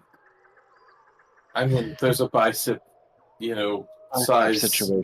limit, and Oh, okay. Why are you? Yeah. Why is it always about my biceps? Look, it's not our fault why- you stare at them in the mirror all day long. Like, you just make it easy. Well, it's because you There's talk only- about them all the time. You know, it's like an Listen. Ouroboros. You know, it's a fucking snake eating its own tail problem. Circular. yeah, but we only talk about them because you care about them so much. Why care about them so much? Because you talk about them so much. You see what I mean? But That's you not- started by you started. You were looking at them far before they started getting, you know, worth mentioning. Okay, you know, how about this? How about you stay here and consider the things that. I'm gonna go pump some fucking iron. Okay. Just Yeah, Good I luck. think you should do that. good luck. I'm gonna go work out.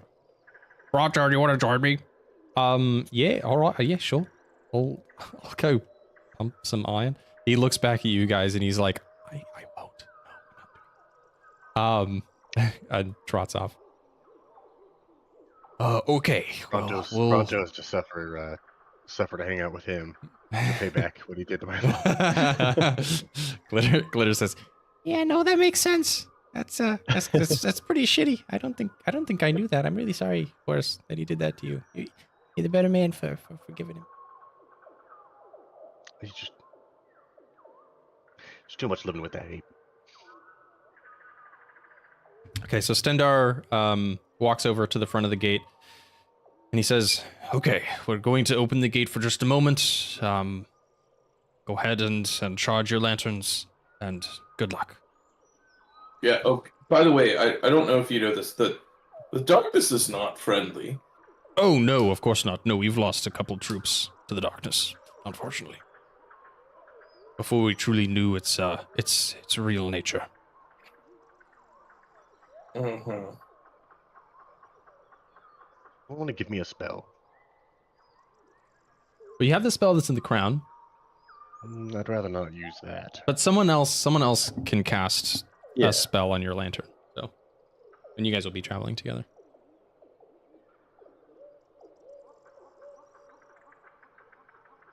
Okay, glitter. Okay. I mean, yeah, I'm good. glitter does have spells that she can use. So if you want her to use them now, she may. Just at whatever level. I can tell you what they are.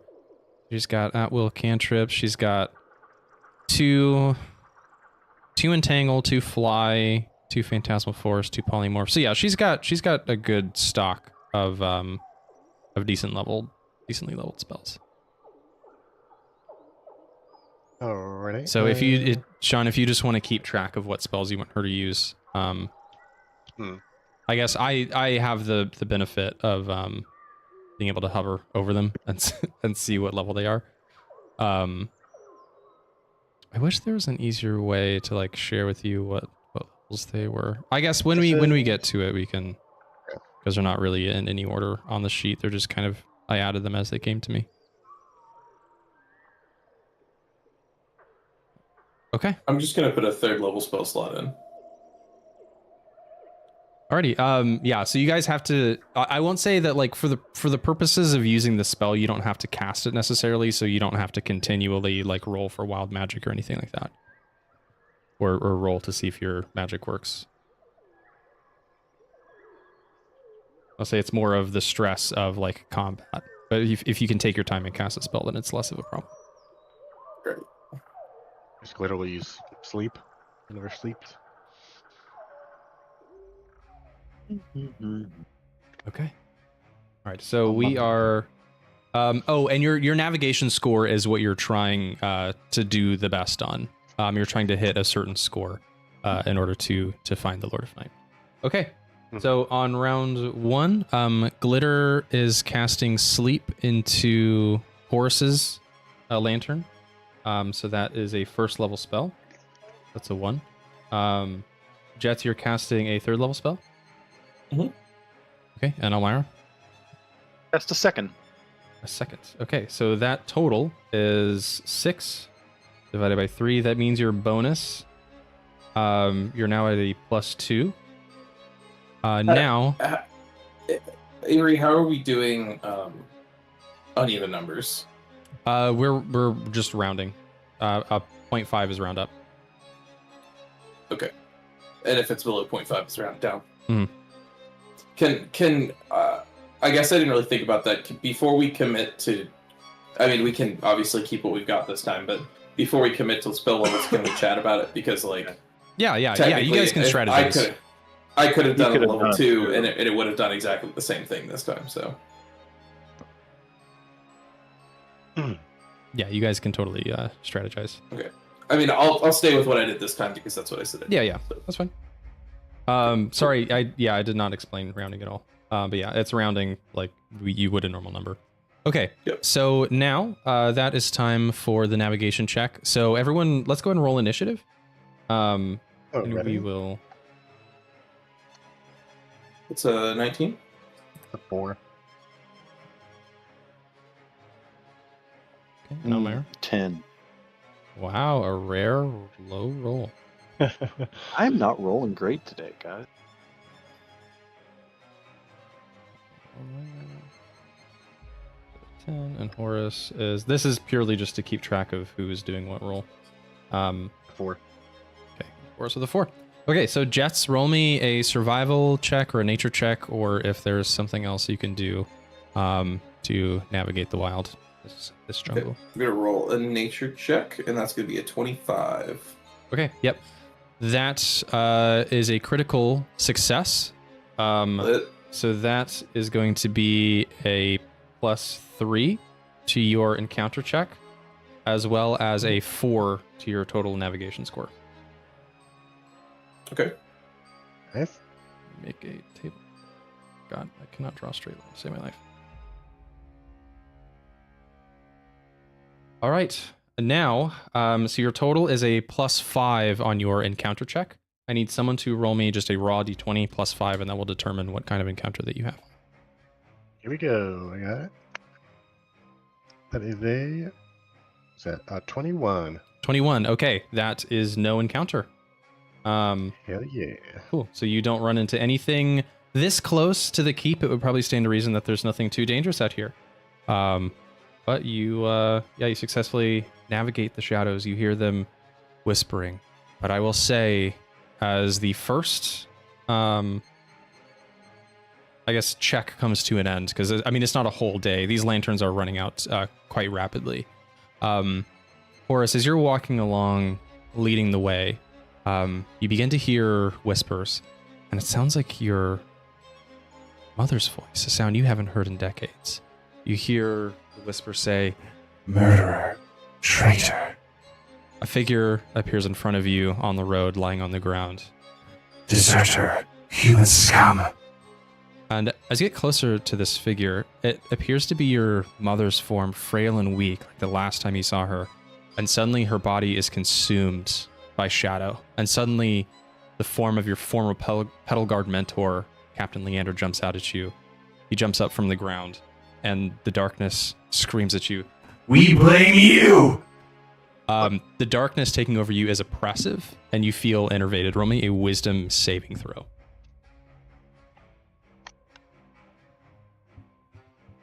18. Okay. With an 18, you are going to take a -1 to your strength score until you can Oh. clear the darkness.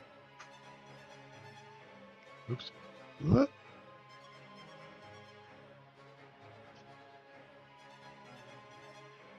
You feel the shadows, despite not being able to touch you, thanks to this radiant lantern that expands around you. You feel the shadow weighing down on you, and you feel just a little weaker. And I forgot I do have a map for this traversal, just so we can look at something a little different here. Was it just a shadow of Leander? Yes, it was just a shadow Okay. of your mother and Leander, and it dissipates as it washes over you, and you feel weakened. Get all of you here. Okay, that takes us to the second round. Your lanterns start to fade. It's time to recharge them. Let's chat, guys. What are we thinking? I mean, we could do second levels again. Yeah, like we do a 1, 2, and 2 would be enough to get us. Out of 2. I'll add a 2. Glitter, you do another 1. Glitter will do another. Yeah, I'll do it 2. Entangle is a first level spell. Okay. Okay. So your total is going to be a 5 divided by 3 is 1.6, so that will be a +2 total. Okay. So your lanterns are now charged. It is time for the navigation attempt. So Almyre, that is your turn. Give me a survival or a nature check. Okay. So do I add +2 also? Or... No. This is purely your own Okay. survival or nature, or if you have an additional. Nature. Oh, thank God. 24. Nature. 4. Okay. Yes, that is a big success. That Okay. is going to be a 3 added to your navigation score, granting you a +2 to your final roll. So your navigation total is up to 7. Now it's time for the encounter check. So you're rolling with a total +4. So someone roll a raw d20. After the last one, somebody else wants to do that. I'll do it. +4. Mhm. Where's my dice? Hello? Where's your Okay. d20? That's nat 20 +4, 24. Holy shit! Another no encounter. Oh my god. Oh, You should have We're brought the gonna rest. get fucked later. breezing through this. You guys are using up all of your luck now. Okay, so you guys are still on the main road, but you start to veer off of it as you head deeper in. The darkness gets a little more oppressive, a little more choking. Okay, time to recharge those lanterns.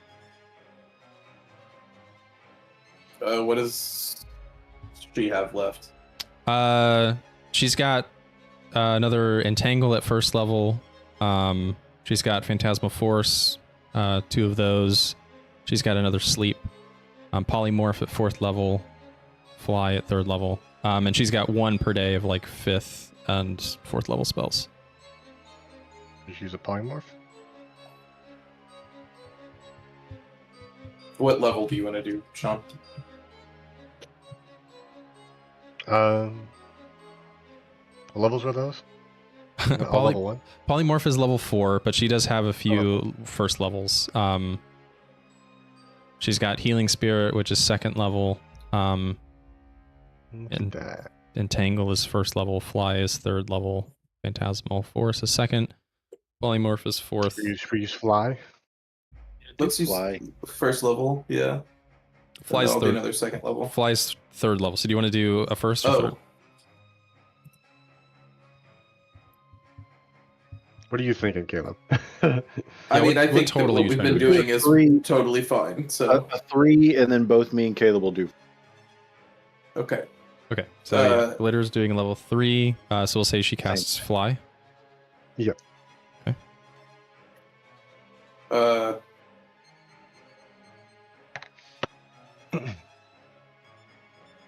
Sick. Just a second. I'm only going to cast a second if everybody's good with that. No, you cast it first.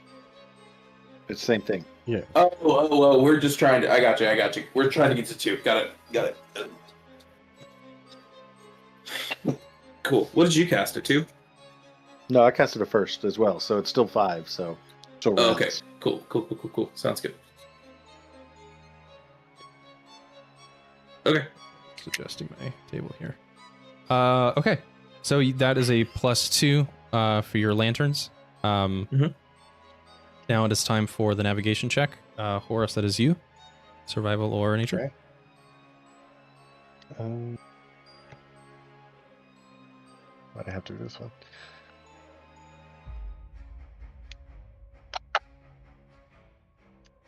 Use my inspiration.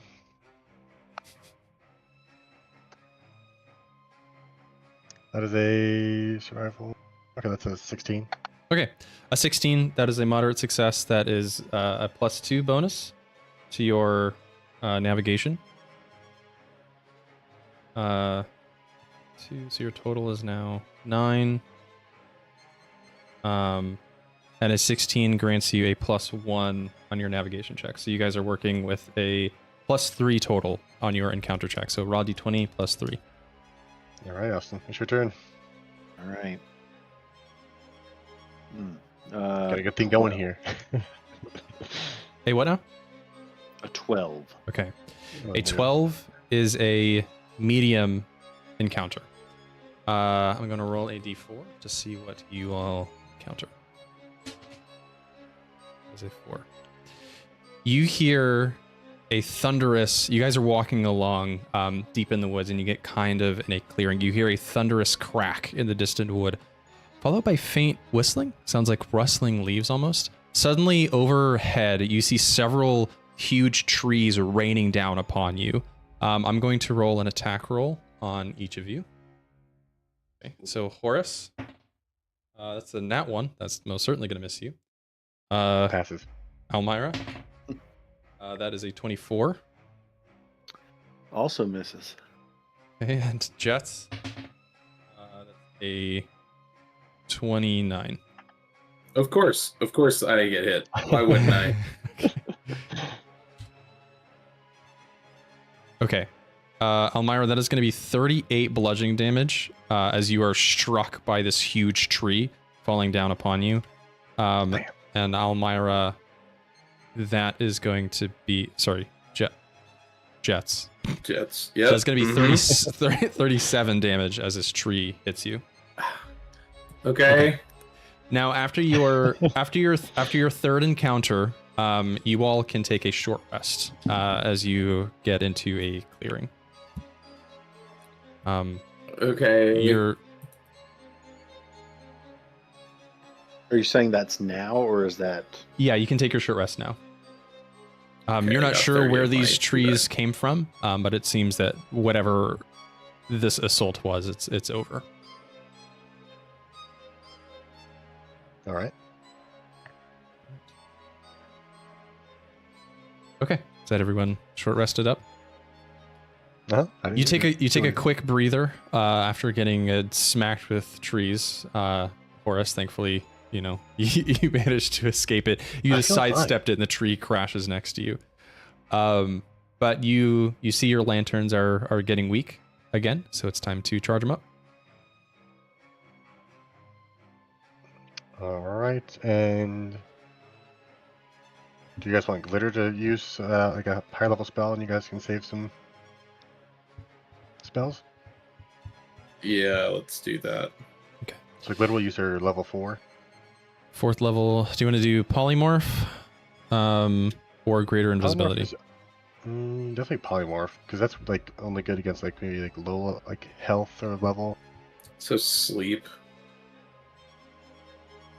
Okay, so you want to do do polymorph? polymorph. Okay. Yeah. All right, so that is a 4th level.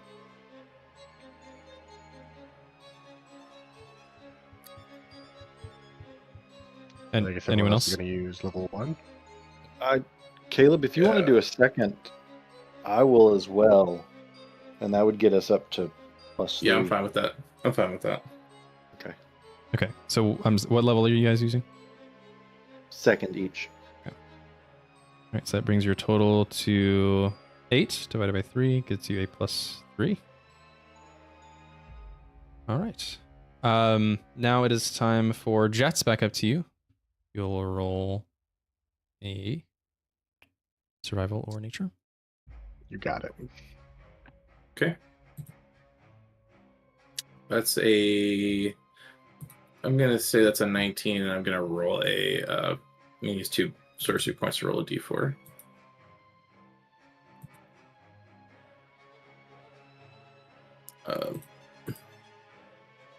That's a 20 total. 20 total. Okay, that is a great success. That is another 3 to your navigation score for your total of 12. And that grants you a +2 to your encounter check. So you guys are operating with a +5 for your encounter. So someone roll me a d20. So that is Austin? Yeah. now. No, it's Horace turn.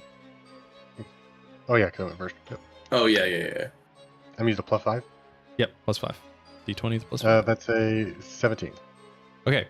A 17 is a minor encounter. So I'm going to roll a d4. This is a little less. Alrighty. It's another 4 on my d4.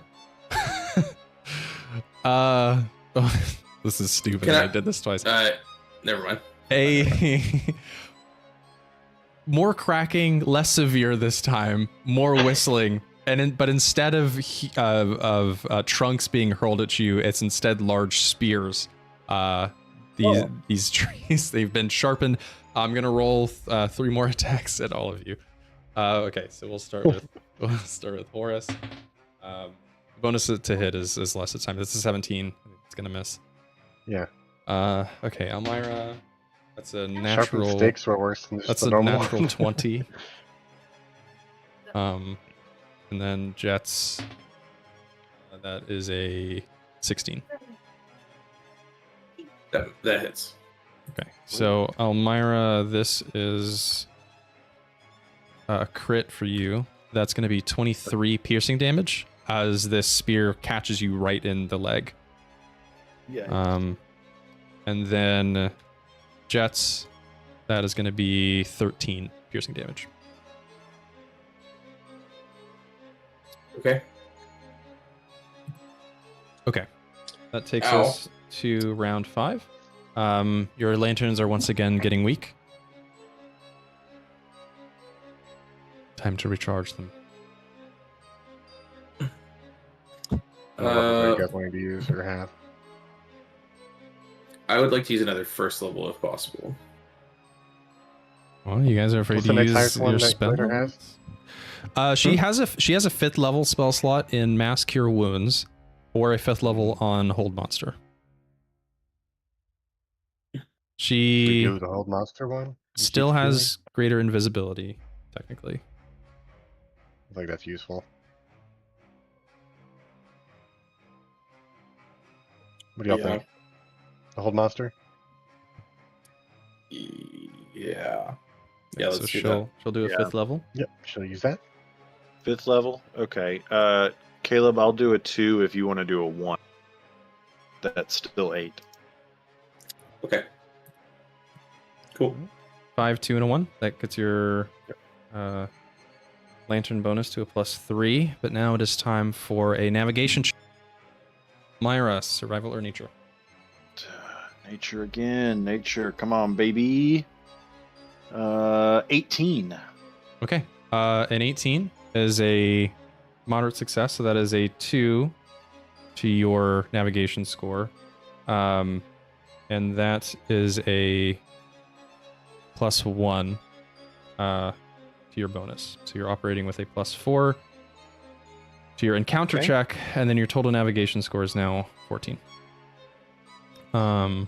Okay. Time for someone to roll the encounter check. So it's a d20 +4. Be Jeatz. Oh. D20 plus 4.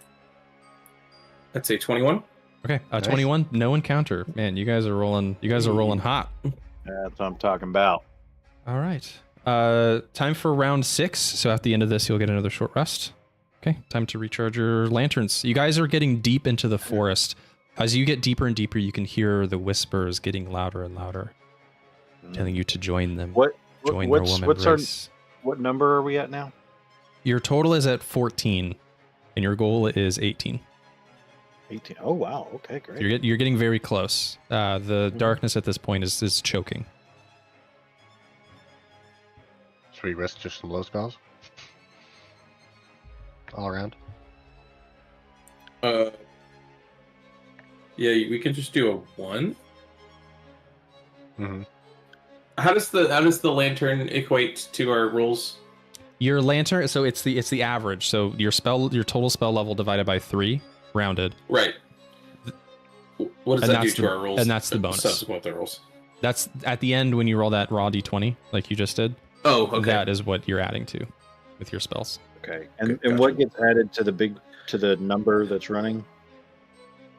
That's based on your navigation check. So I've got a table based on like a set DCs that tell me, Gotcha. Yeah. Oh. Okay. So the spell level bonus plus the navigation bonus at the end. Got it. Yeah.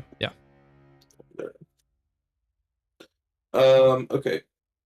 I have 2 more first levels, 1 more second level, and 2 more third levels.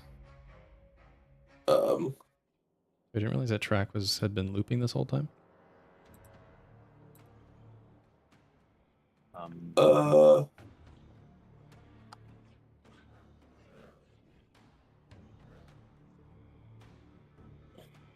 We stay low this time? Or I guess we need a short rest. What do you feel comfortable with, Caleb?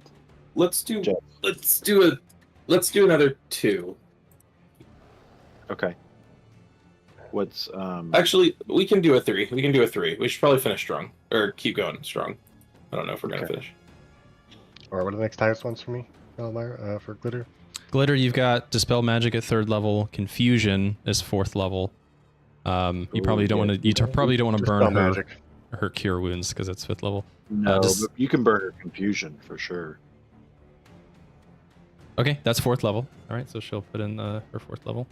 4. Wow, I didn't realize like Glitter's got y'all level of spell slots available to her. It's kind of nuts, but it's been very helpful in this situation because I'm sure you guys don't want to burn anything over like a 4th level if you don't have to. Caleb, do you want to burn another 2nd? That gets us up to 8. I'm burning a 3rd, but if you want to do a 2nd, that's fine. We could do a 2nd. Oh. Yeah. What were you burning? I was going to burn a 2nd. That way, So let's just burn each burn a 2nd. Then that puts us at 7. that puts us at 8. Okay, yeah. If we each burn a 2nd, yeah, let's do that. Okay, so Glitter's burning a 4th. Both of you are burning a 2nd. Yep. Okay, so that is a 3 plus 3 bonus.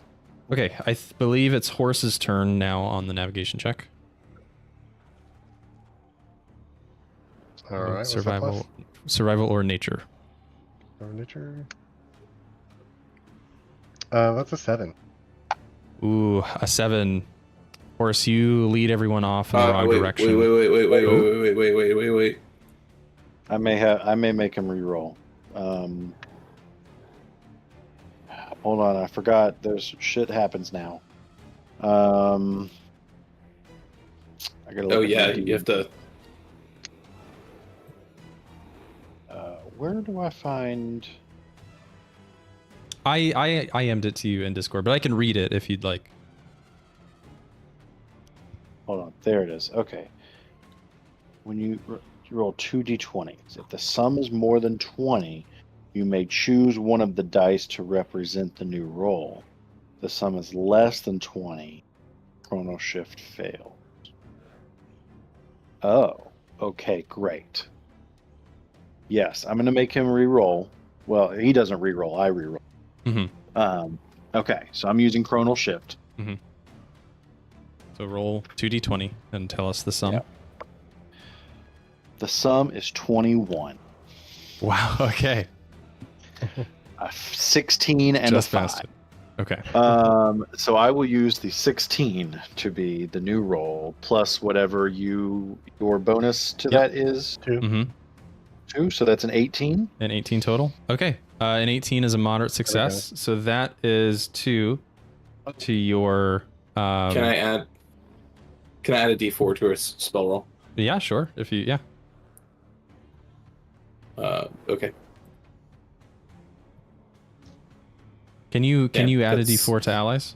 I mean, I assume you can. Yeah. You Yeah. done it before. Okay. It's only a 1, so. Okay. Okay. So that's a 17 total. Right? Did I get that? You mean 19? It was Nin- 18, yeah, Sorry, 19 18, total. 18. 19 total. Yeah. Sorry, I forgot your +2. Horace. Okay, so 19 total. That does not change the outcome, unfortunately.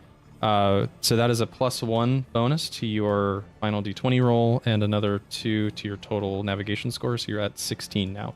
Give me that raw D20 for encounter that's check, me. and you're adding 4 to this. Adding 4. 12. Okay, a 12 is a medium encounter.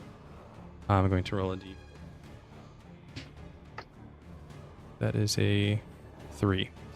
Suddenly, a strong breeze blows through. The shadows start to whip around you. Gale force winds nearly knock you over. Clearly, the Sea of Shadow is the source, but even still, you find it hard to resist the wind. It seems to be aiming directly towards your lanterns. Give me a strength saving throw.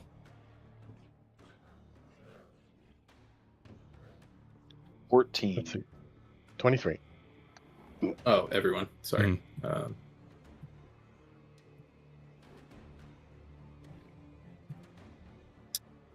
It's not great. I'll tell you that. 8. Okay. Almyre. Actually, I'm gonna re-roll that. Sorry. Did you just love when I'm rolling dice before you even told me what if you failed or not? Yeah, I'm re-rolling that. Oh, fuck me. Oh god, no, this is worse. Oh, that's a 1, an unnatural 1. An unnatural 1. Okay. Almyre, Jeatz, you are both blown over. You hit the ground, you go prone, and your lanterns go out. You need to immediately cast a spell to recharge them before you're consumed by the darkness. Oh, no. And you also are both going to take 11 necrotic damage as just wind covers you before you can get your lanterns lit. Okay, I cast light. Light is a cantrip. That's a joke. Yeah, that's fine. Because you said yeah. I had to relight my Sorry. I'll just do first level. Yeah, I'll just do it first level. Okay. So you quickly relight your lanterns with a first level spell, and you are protected from the darkness, even though it did hurt a little bit as it started to engulf you. Okay. After this, you all get a short rest, if you would like. You're so close. Your total is a 16. You only need 2 more. This wind that blew you over, it reeked with necrotic dark energy.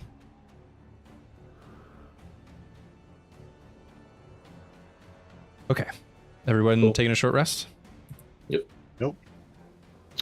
Yep. Okay. Time to recharge your lanterns. The darkness is getting thicker now. It's more difficult to see, more harder. Jesus, more harder? Yeah, okay. Great job, Avery. What a wordsmith. It's getting More difficult to harder. see. The terrain is difficult to pass through. Everyone recharge those lanterns. I gotta put it first in. Yeah, you've got to put a first in. I can definitely do a second. Can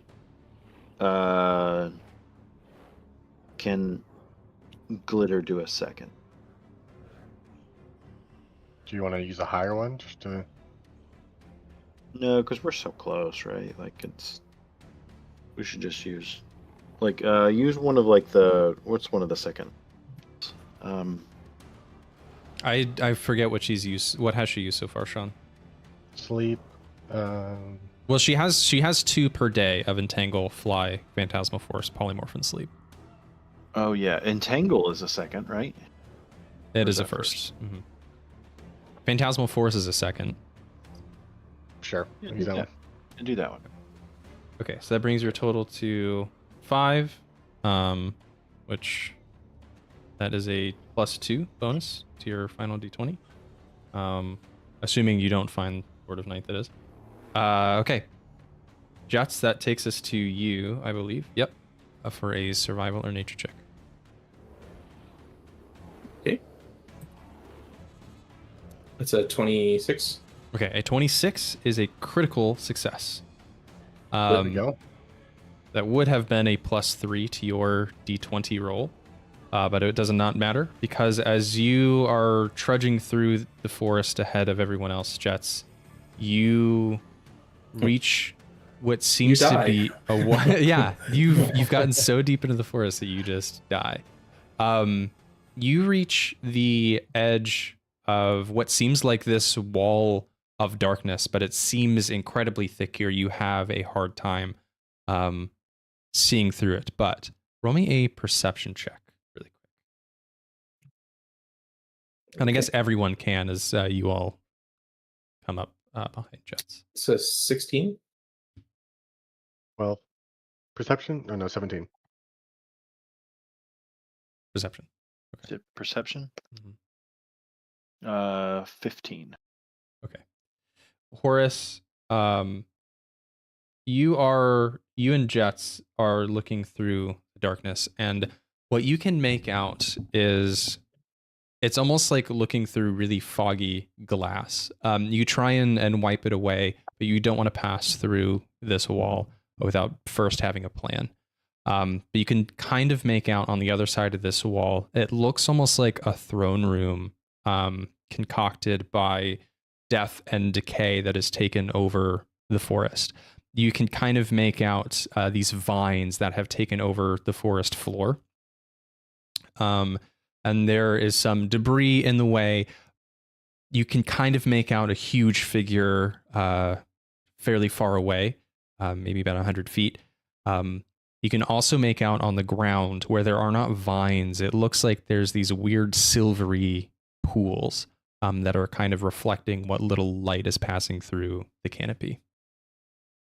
What was the figure doing? The figure is just sitting there, not doing much of anything. Facing us? Yes, facing you.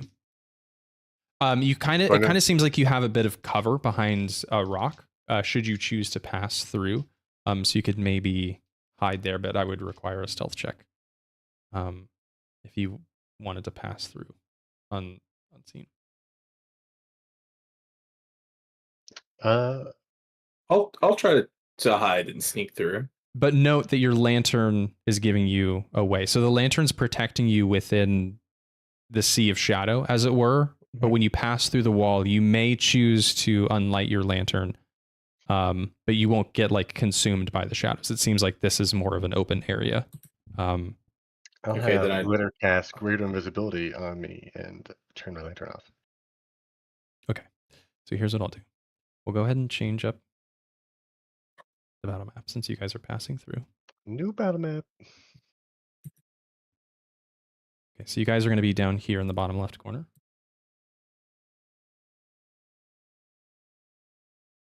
And I'll pull in your... Right. Where the hell is my guy? There he Where's the is. chest? What the fuck? Okay. What? And so I saw a chest on the battle map for a moment. And there's Almyre. Oh, Jeatz, nice chest. Ooh.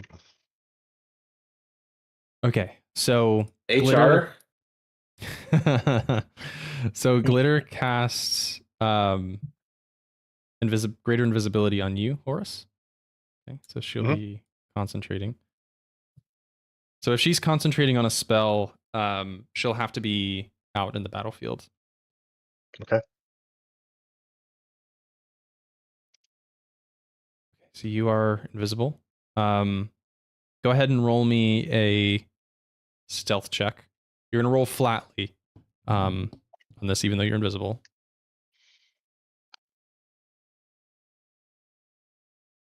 Let's see if my net 1 +6 Ooh, I'm sorry, but that Do I have to one. roll in the? Mm-hmm.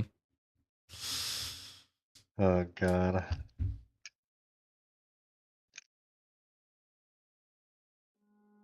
64. 64. You cast fog cloud centered on yourself. God damn it. So fog rolls up around everyone here. Let me pull that up. Fog cloud. A 20-foot radius sphere of fog surrounds everyone. Nothing's jeez. going on behind this rock where this fog rolled in. Nothing to see here. Nothing to see here.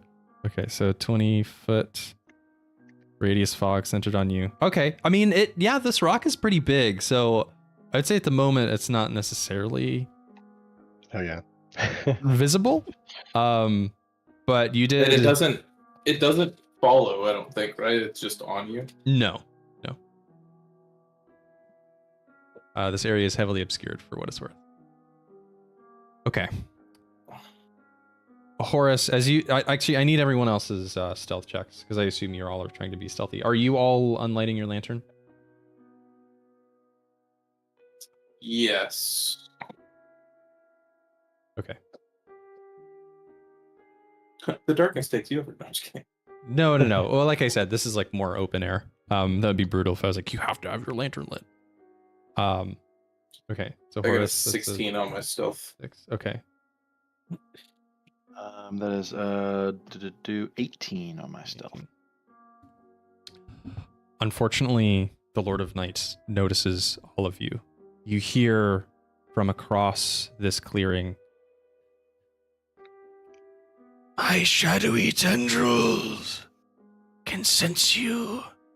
You think you are hidden, but you are not. You will soon join me under the cover of night. everyone roll initiative.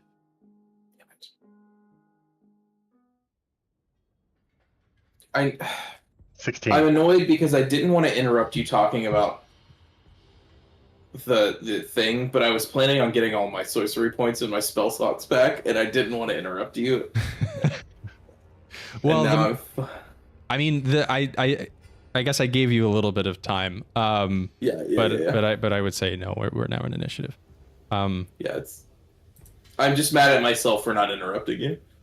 That's what I get for trying to be kind. Yeah. You should be an awful person more often. Yeah. Okay. What? Jeatz and Almyre, what are your initiative scores? 14. Okay. Dirty 20. Dirty 20. Okay, so we'll make you a 21 in the initiative tracker. Okay.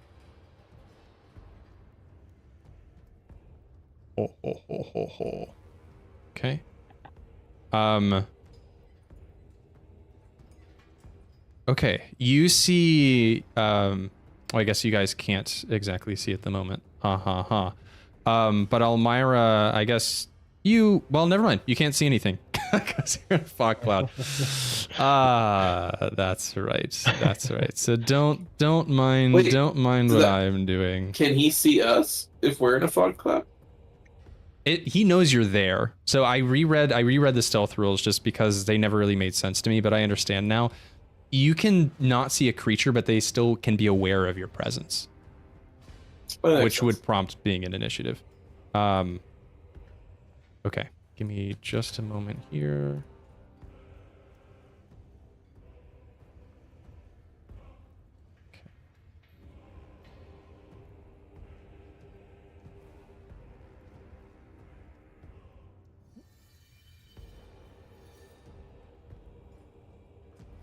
Okay. Let me share the initiative tracker with you all.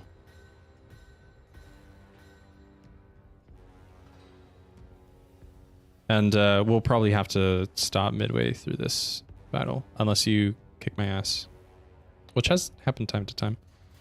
Okay, there's your initiative tracker. Okay, so Almyre, that starts us with you.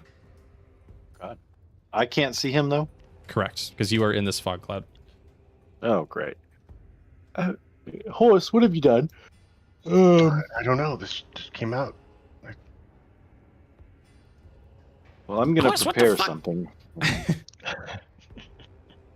This wasn't a fart. But what will I prepare? But what will I wear?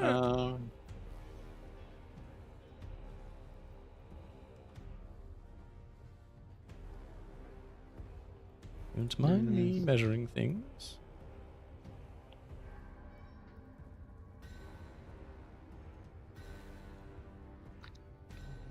Okay, I'm gonna have.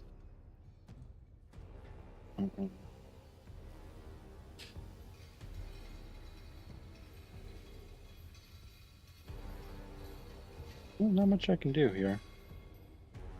I'm still pretty far away. a feature that now matters. Now that you're in combat, your lantern can function as a radiant attack spell. So here are the two features of your radiant lanterns. So let me just fucking do this in Notepad since. Okay. So it has a light feature, which emits a sunlight equal to 5 feet times the spell's level divided by 2. So if you cast a first level spell, it's basically just a 5-foot radius, rounding like normal, and then a radiant attack, which is your wisdom plus your proficiency bonus. And then it does 2d6 damage times the stored spell level of radiant damage. Okay, and 2d6 times the spell level? Uh-huh. That's nuts. So if you store a second level spell, it'll do 4d6, third level, and so on. I tried to base it like kind of sort of a fireball.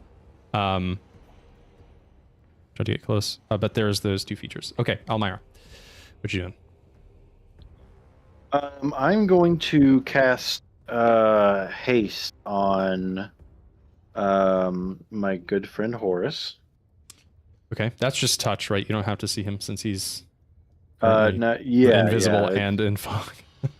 Yeah. I'm also next to him, near him. So. Mm-hmm. Yeah, so that and I guess I'm just gonna hang out and wait here because I really don't want to step out in the open and then of course I don't know where the open is, so True. all right, that's what I'm gonna do first. All right. Good. Go get him, buddy. Okay. All right. That takes us to the first layer action. The vines around you start to pulsate and grow thick. Everyone give me a dexterity saving throw as thorny vines rush up and around your feet. Is it still coming for me because I'm invisible? So close. Well, you're standing on them, so yeah, they're coming for you. That's a 3. Yeah, that's gonna fail, I'd say. What roll is this? Dex save. Dex save, okay. That is a 10. 10. Okay, that's gonna We fail. all failed. All right, yes. Everyone's going to take 12 piercing damage as these vines grow up and around your feet. You see, well, I guess you guys can't fucking see anything, but based on what's at your feet, the whole field grows thick and thorny. The entire battlefield is now difficult terrain to walk over. Got it. So unless you can like fly or levitate or somehow not touch the ground when you move, you'll have to use double movement. I turn into an Aarakocra. I had this in mind all along, and that's why I banned Aarakocras. I knew that I'd have a battlefield that was difficult. Later, Right? polymorph me into a bird. What? You're already invisible. What the hell? Damn it. Okay, that takes us to Horace's turn. All right, that was difficult terrain. We didn't get like stuck or anything. No, that's just difficult terrain. You're not like restrained. Good. I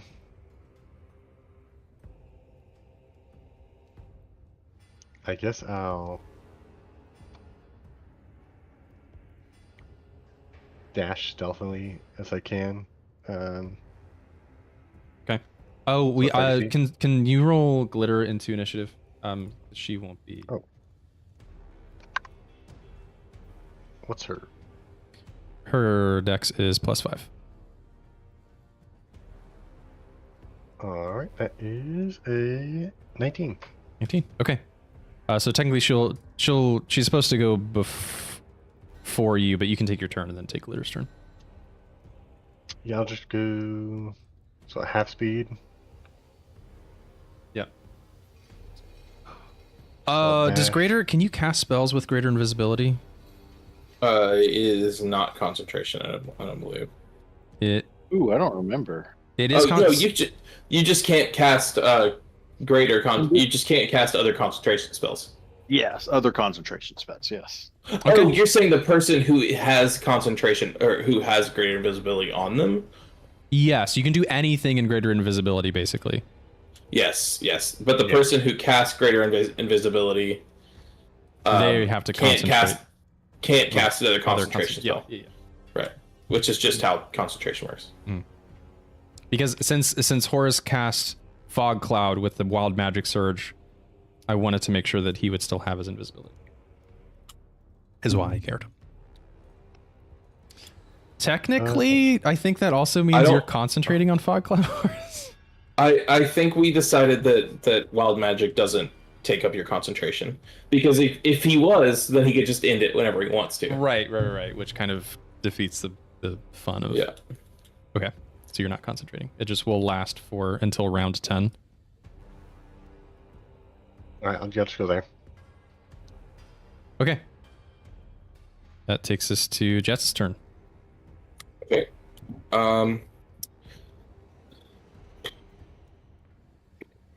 I'm gonna... And then as Glitter can fly, so she's not affected by difficult terrain.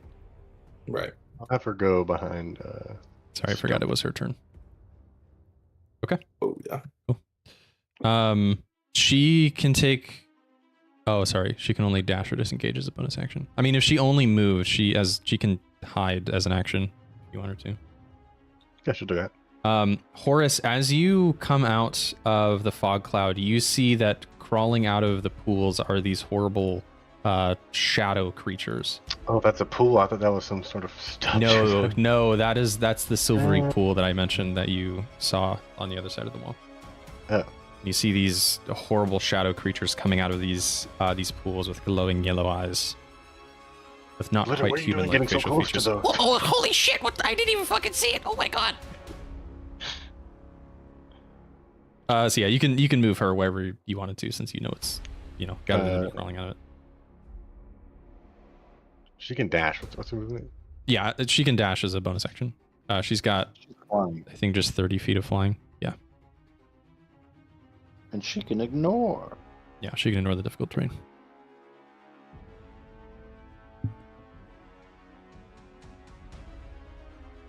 Alright, she'll... She fly over the rock? Let's go over there. Yeah, Right she can behind the fly. wall. Yeah, she can fly up and over. Yeah, and she won't take an opportunity attack. We'll say she goes high enough up in the air. Yep. Okay, and is she gonna hide?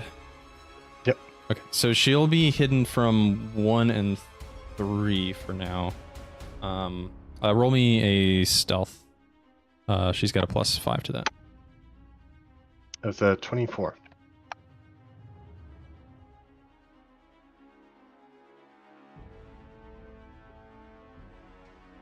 So she is hidden from 1 and 2, but not 3 and 4 because she's still out in the open. Okay. Jeatz, your turn. I'm going to cast Fireball on the guy. Okay. What we say it is 30 feet? Yeah, you might as well just keep that bad boy off to the side. Yeah. Okay, I cast Fireball on him. Okay, that's dex Give save. me a dex save. Yep. That is an 18. Meets it, beats it, but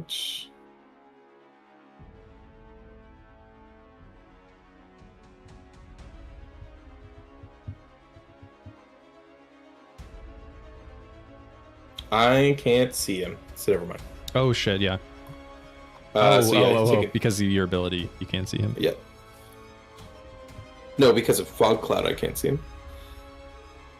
Well, you need to see him to use your ability. That's what I meant by what I said. Oh yeah. Cool. Anyway, that's gonna be 16 fire damage. Okay. And I'm gonna pass that, and then.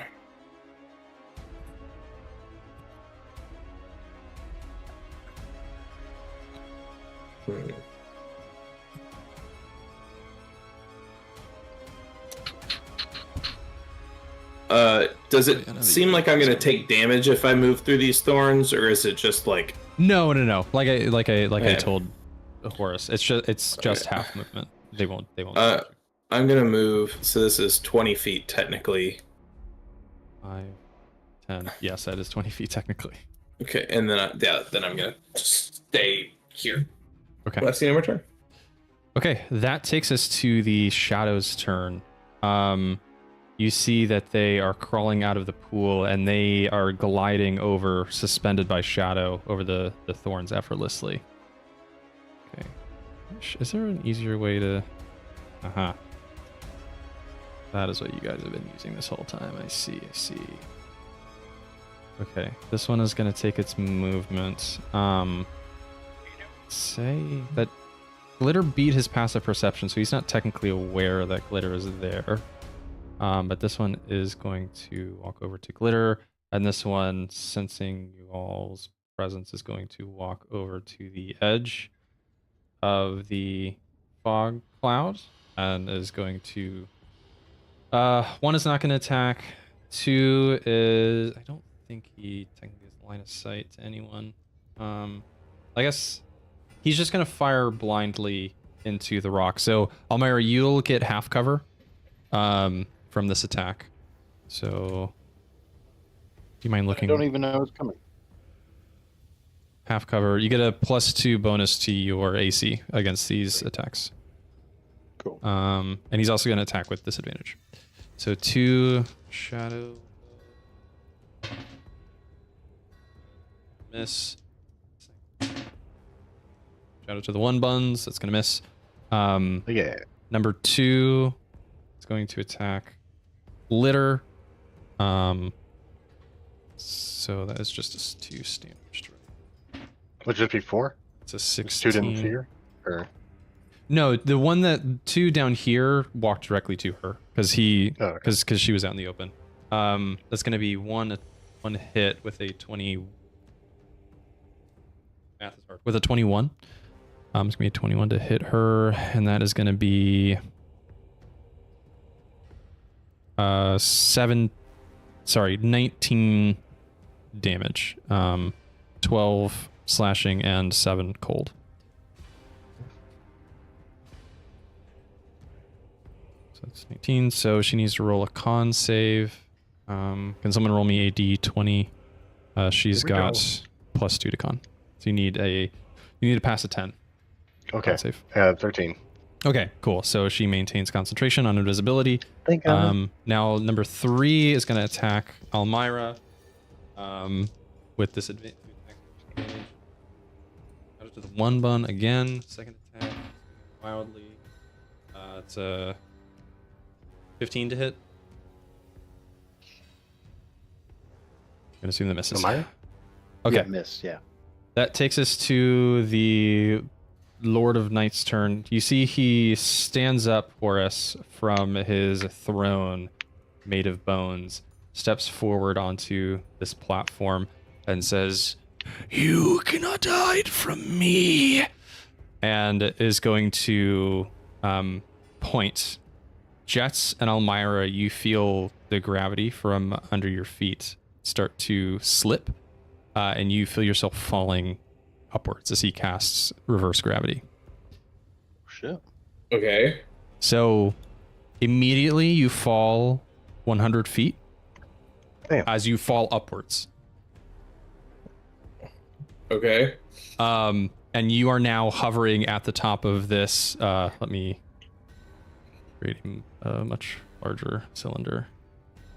Immediately, you are hovering in the air 100 feet at the top of this cone. Okay. You are now no longer in the cone of cold, so you can, or sorry, the fog cloud, so you can be seen. Oh, lit. And I can see. Okay.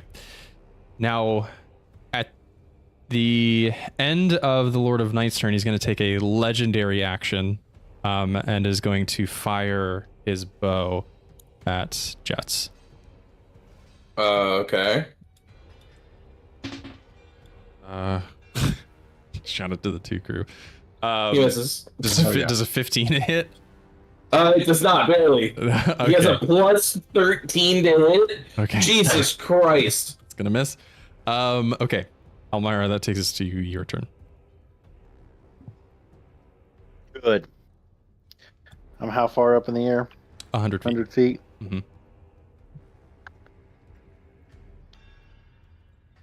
And actually, you know what? No, never mind.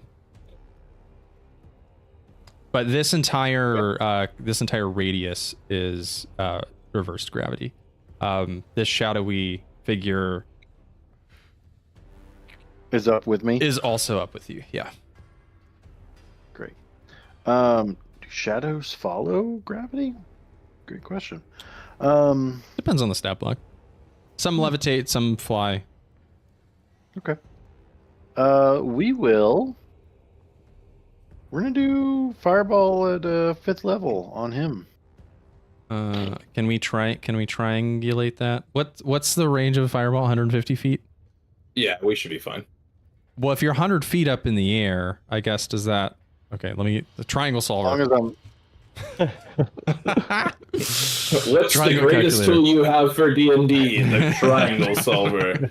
Okay, so you're 100 feet up in the air and 85 feet away on the ground. Okay. And 90 degrees between the 185. Oh, wait, hang on. How does that work? it's gonna be close. Wait, 100 feet, 85 feet. And if I know that that angle is 90... The hell, give me the fucking... Is that not enough to... B squared. Oh, A shit. I guess I don't need to solve the fucking angles. Oh my god.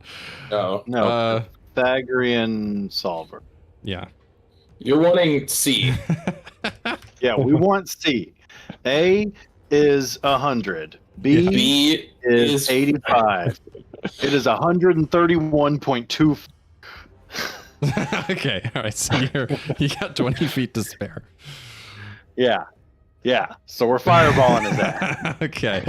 All right, that's another This is dex the save. one time in D&D that Pythagorean is actually, Okay, that's Useful. acknowledged. all right, that's Actually, a 13. not even useful. That's gonna fail. He's gonna Fail. take it. Love it. Does he have a legendary resistance he wants to do? Okay.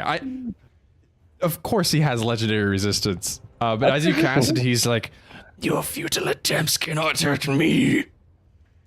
Okay. I mean, he's clearly taking damage from the fire, but it's not like he's immune to fire damage. I mean, because that just wouldn't make any sense. Yeah. Okay. Yeah. Funny. What's that damage? I am afraid he's immune to something else that I'm going to try later. We'll find out. Is it shadow damage? No.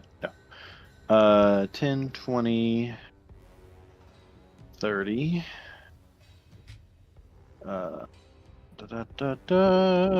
42.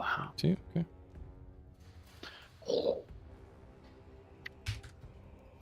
For as great as Fireball is, it Scratch. doesn't do as much damage as you think it does. Yeah. It's really good early, Yeah, it is. and then it kind of falls off. Yeah. Okay. So that is going to take us to the next layer action. Okay. So, again, this strong gale blows through. Since you guys are floating up in the air, Jeatz and Almyre are going to roll this strength save with disadvantage. Are we floating or just? No, you're floating up in the air at the top of this 100-foot Okay. radius. Okay. Great. Okay, strength save with disadvantage. Mm-hmm. Already Roll bad a at it. 17. Fucking luck. You A know. 17 is gonna fail, Horace. Oh, then I had no fucking chance. I automatically pass. Let's go. What? Oh, shit! Wow. Fuck Yeah. your cursed sword. Oh, you're welcome. Okay. Thank you. Thank you, Legendarius. Okay, so I'm over here Horace. proud of a 14. All right. And then Glitter. Yeah, she definitely is gonna fail. Horace, you're shoved 20 feet to the east. Hang on. Wait, 5, 10, 15, 20. Almyre. Kind of wanted to go that direction anyway, so. There's only, I guess, realistically in the battle map, there's only 2 ways you can go. So we'll say, I need a. Because I don't really need a queen. 1 or a 2 is up. 3 or 4 is to the right. 3. Okay, you're going to the right. 5, 10, 15, 20. You're now out of the thing of the reverse gravity, so you immediately fall 100 feet. Featherfall. Yeah. Okay. So you cast Featherfall and you float gently to the ground. So now you are, back on the ground safely. But you are prone. What is Featherfall? Actually, hang on. How would that work? Yeah, would it not just be like 10 feet or whatever? Like, doesn't it make you fall a certain amount per round? Roll me an acrobatics or athletics check. We'll say same DC 19 to see if you fall prone. Oh, okay. But Horace, I'm fine falling prone saying that. That's fine. Yeah, I'm prone for sure. Okay. All right. What? Why would he be prone though? We got blown over. I got He was in blown the out. air. Oh, not yes, But then Tom. I'm falling, Right. and So I'm, he like, saving myself with a snap of a finger, but I still don't necessarily know which way is up. He also only falls 60 feet per round. I thought you fall immediately 300 feet. When you're a creature within 60 Oh. feet, yeah, because you cast Featherfall. It doesn't do you fall 150 feet gently. So technically you're only 40 feet up in the air. 40 feet in the air. Okay. You can also do it to up to 5 people. So if you wanted to share that, buddy, Well, you're not falling yet. it doesn't matter if I'm falling. That's true. Okay, so Almyre, you're 40 feet. No, it does. It actually does. I can only cast it on Oh. creatures that are falling. That's true. Wait, am I not falling upwards? No, you're because No, you're at the you're top of levitating. this. Yeah, you're just levitating Oh, away okay, 100 okay. feet. You're standing on the ground. The ground is just up. I'd like to think that I'm falling up and then down and then up and then down and then up and then down. Because the law of movement implies that I will continue to move up and down the same. But half of your The body the is being same pulled up. Half of your body. Okay, so No, so anyway, no, he's gonna it's like- cast Featherfall on half of my body. Yeah. The law of thermodynamics says that if we are not 0 Kelvin, Right. I would also like to point out that Featherfall specifically says if the creature lands before the spell ends, it takes no falling damage and can land on its feet. Okay. nice. Oh, good to know. All right. And then cool. the spell ends because Well, they're thank no you. longer falling. Yeah. All right. Well, got my ass. It's good that he's reading somebody else's spell. But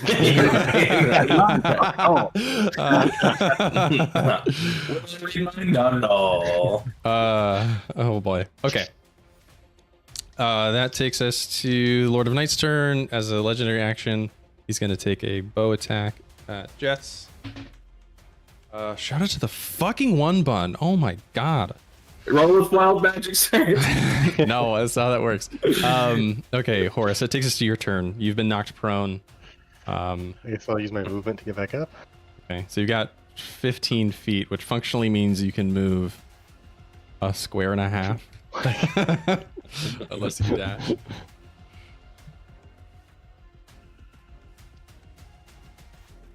I guess he can't see me, so I'll attack number 1.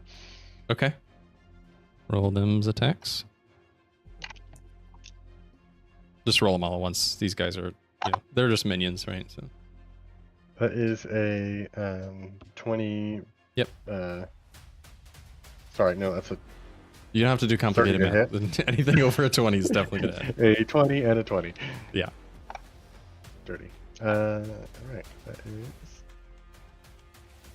So I shouldn't use all my superior dice in this one go. That is gonna be 12, 24, and then 34 damage. Okay. Finish the shadow. I'll just Blow on him. cut him. Yeah. You Cut him in half hesitate. and then blow on him. You hesitate for a moment. The shadow has the face of one of your former Petal Guard members, but you shake it off. Just go at him. Invisible I only like a with few of your them anyways. halberd. It's like cutting through air, basically, but the shadow wisps away into nothingness. Thank God we didn't bring Orzag over here. He'd be just as disappointed as I am. Even more. There's no limbs to eat. Okay, and then Glitter's turn. Go then. I'm sorry. I'll just move the half square. Oh shit! Sorry, I forgot that Glitter was also pushed. This way.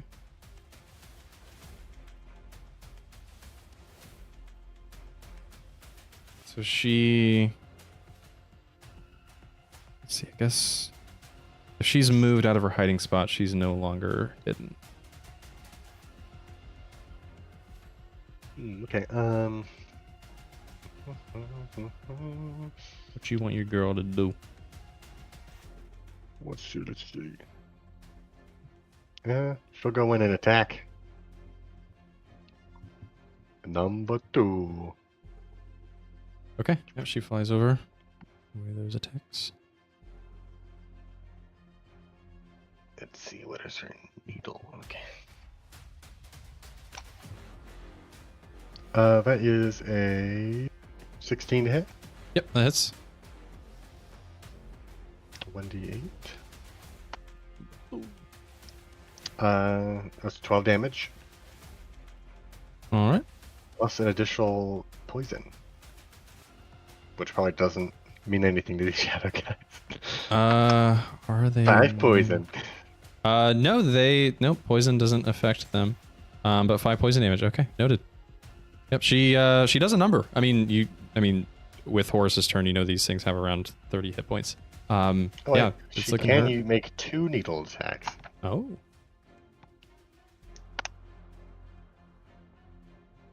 Oh, I need to roll a d20 first. Alright, that is a 17 to hit. Yeah, that hits. And that is 11 more damage. Okay. Plus 2 more poison. Okay. Yeah, this thing is on death's door. Oh, come on. Alright.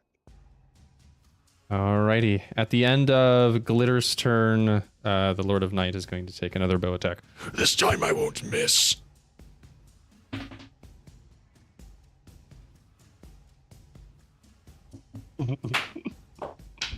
That's another natural one.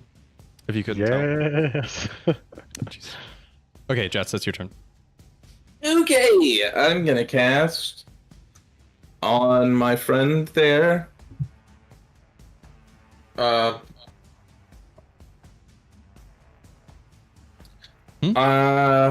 didn't say. Oh. I'm gonna cast. I need him to make a.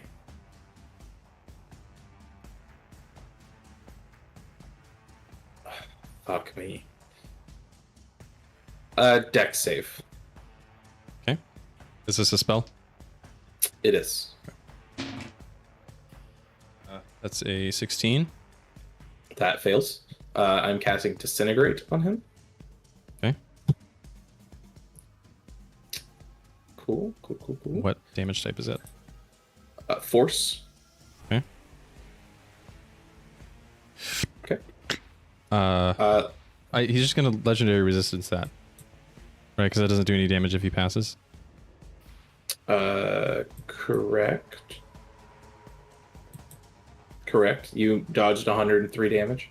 Oh, great.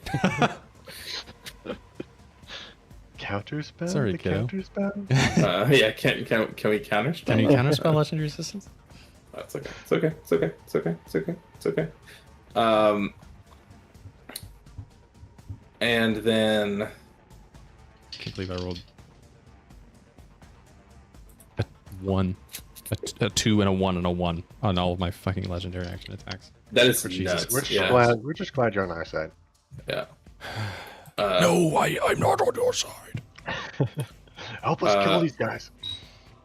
I guess then I'm gonna. I'm gonna roll my d20. That's what I'm gonna do. And I'll pass. Almost failed. Could have been scary. Oh boy. I'm at 7 though. Boy. I yelled down to Almyre and go, "You got me if I leave this damn circle." Oh, no. Yet. Not until it is my turn again. I'm aware of that. I'm aware of that. Okay. Well, let's hope that it's not until next turn. That's the end of my turn. Okay. That takes us to the Shadow's Wait, turn. Can I move in midair? Like, is that a thing I can do? I don't think so.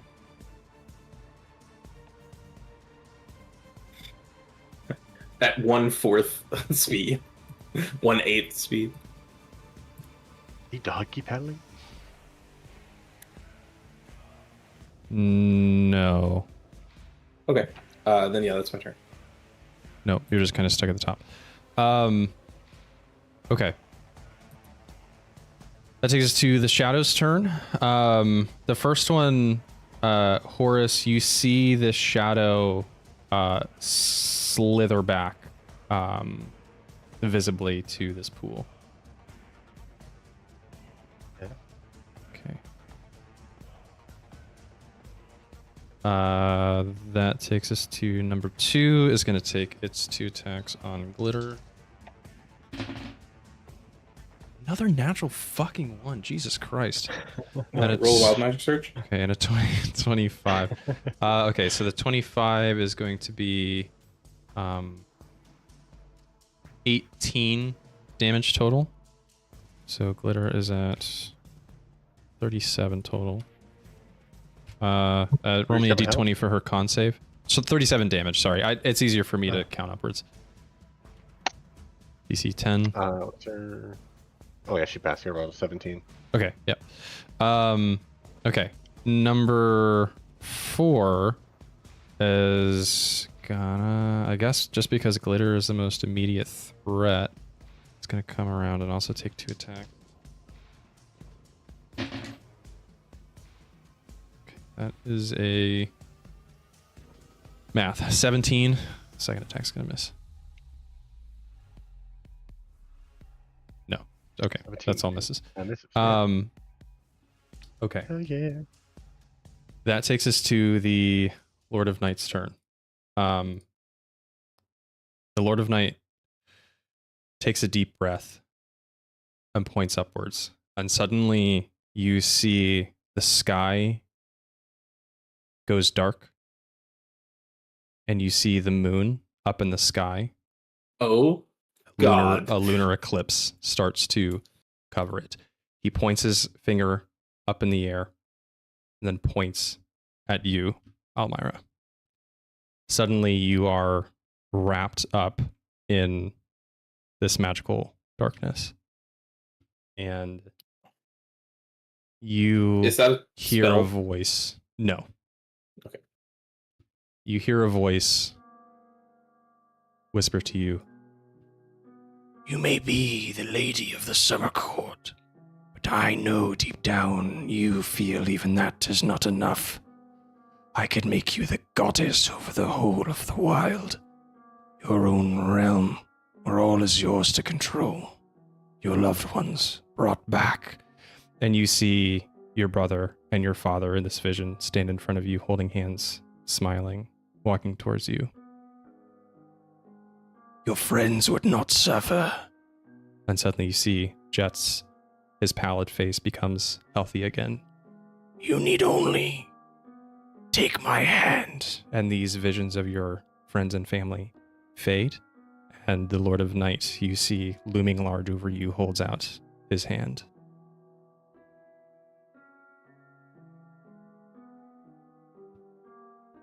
Wild that the word pallid came up twice today. I think Almyre was thinking about it. I don't believe you. My ancestors have vanquished you once before, and no offense, but I plan to do the same. They were wrong. As you shrug off his offer, roll me an intelligence saving throw. Intelligence saving.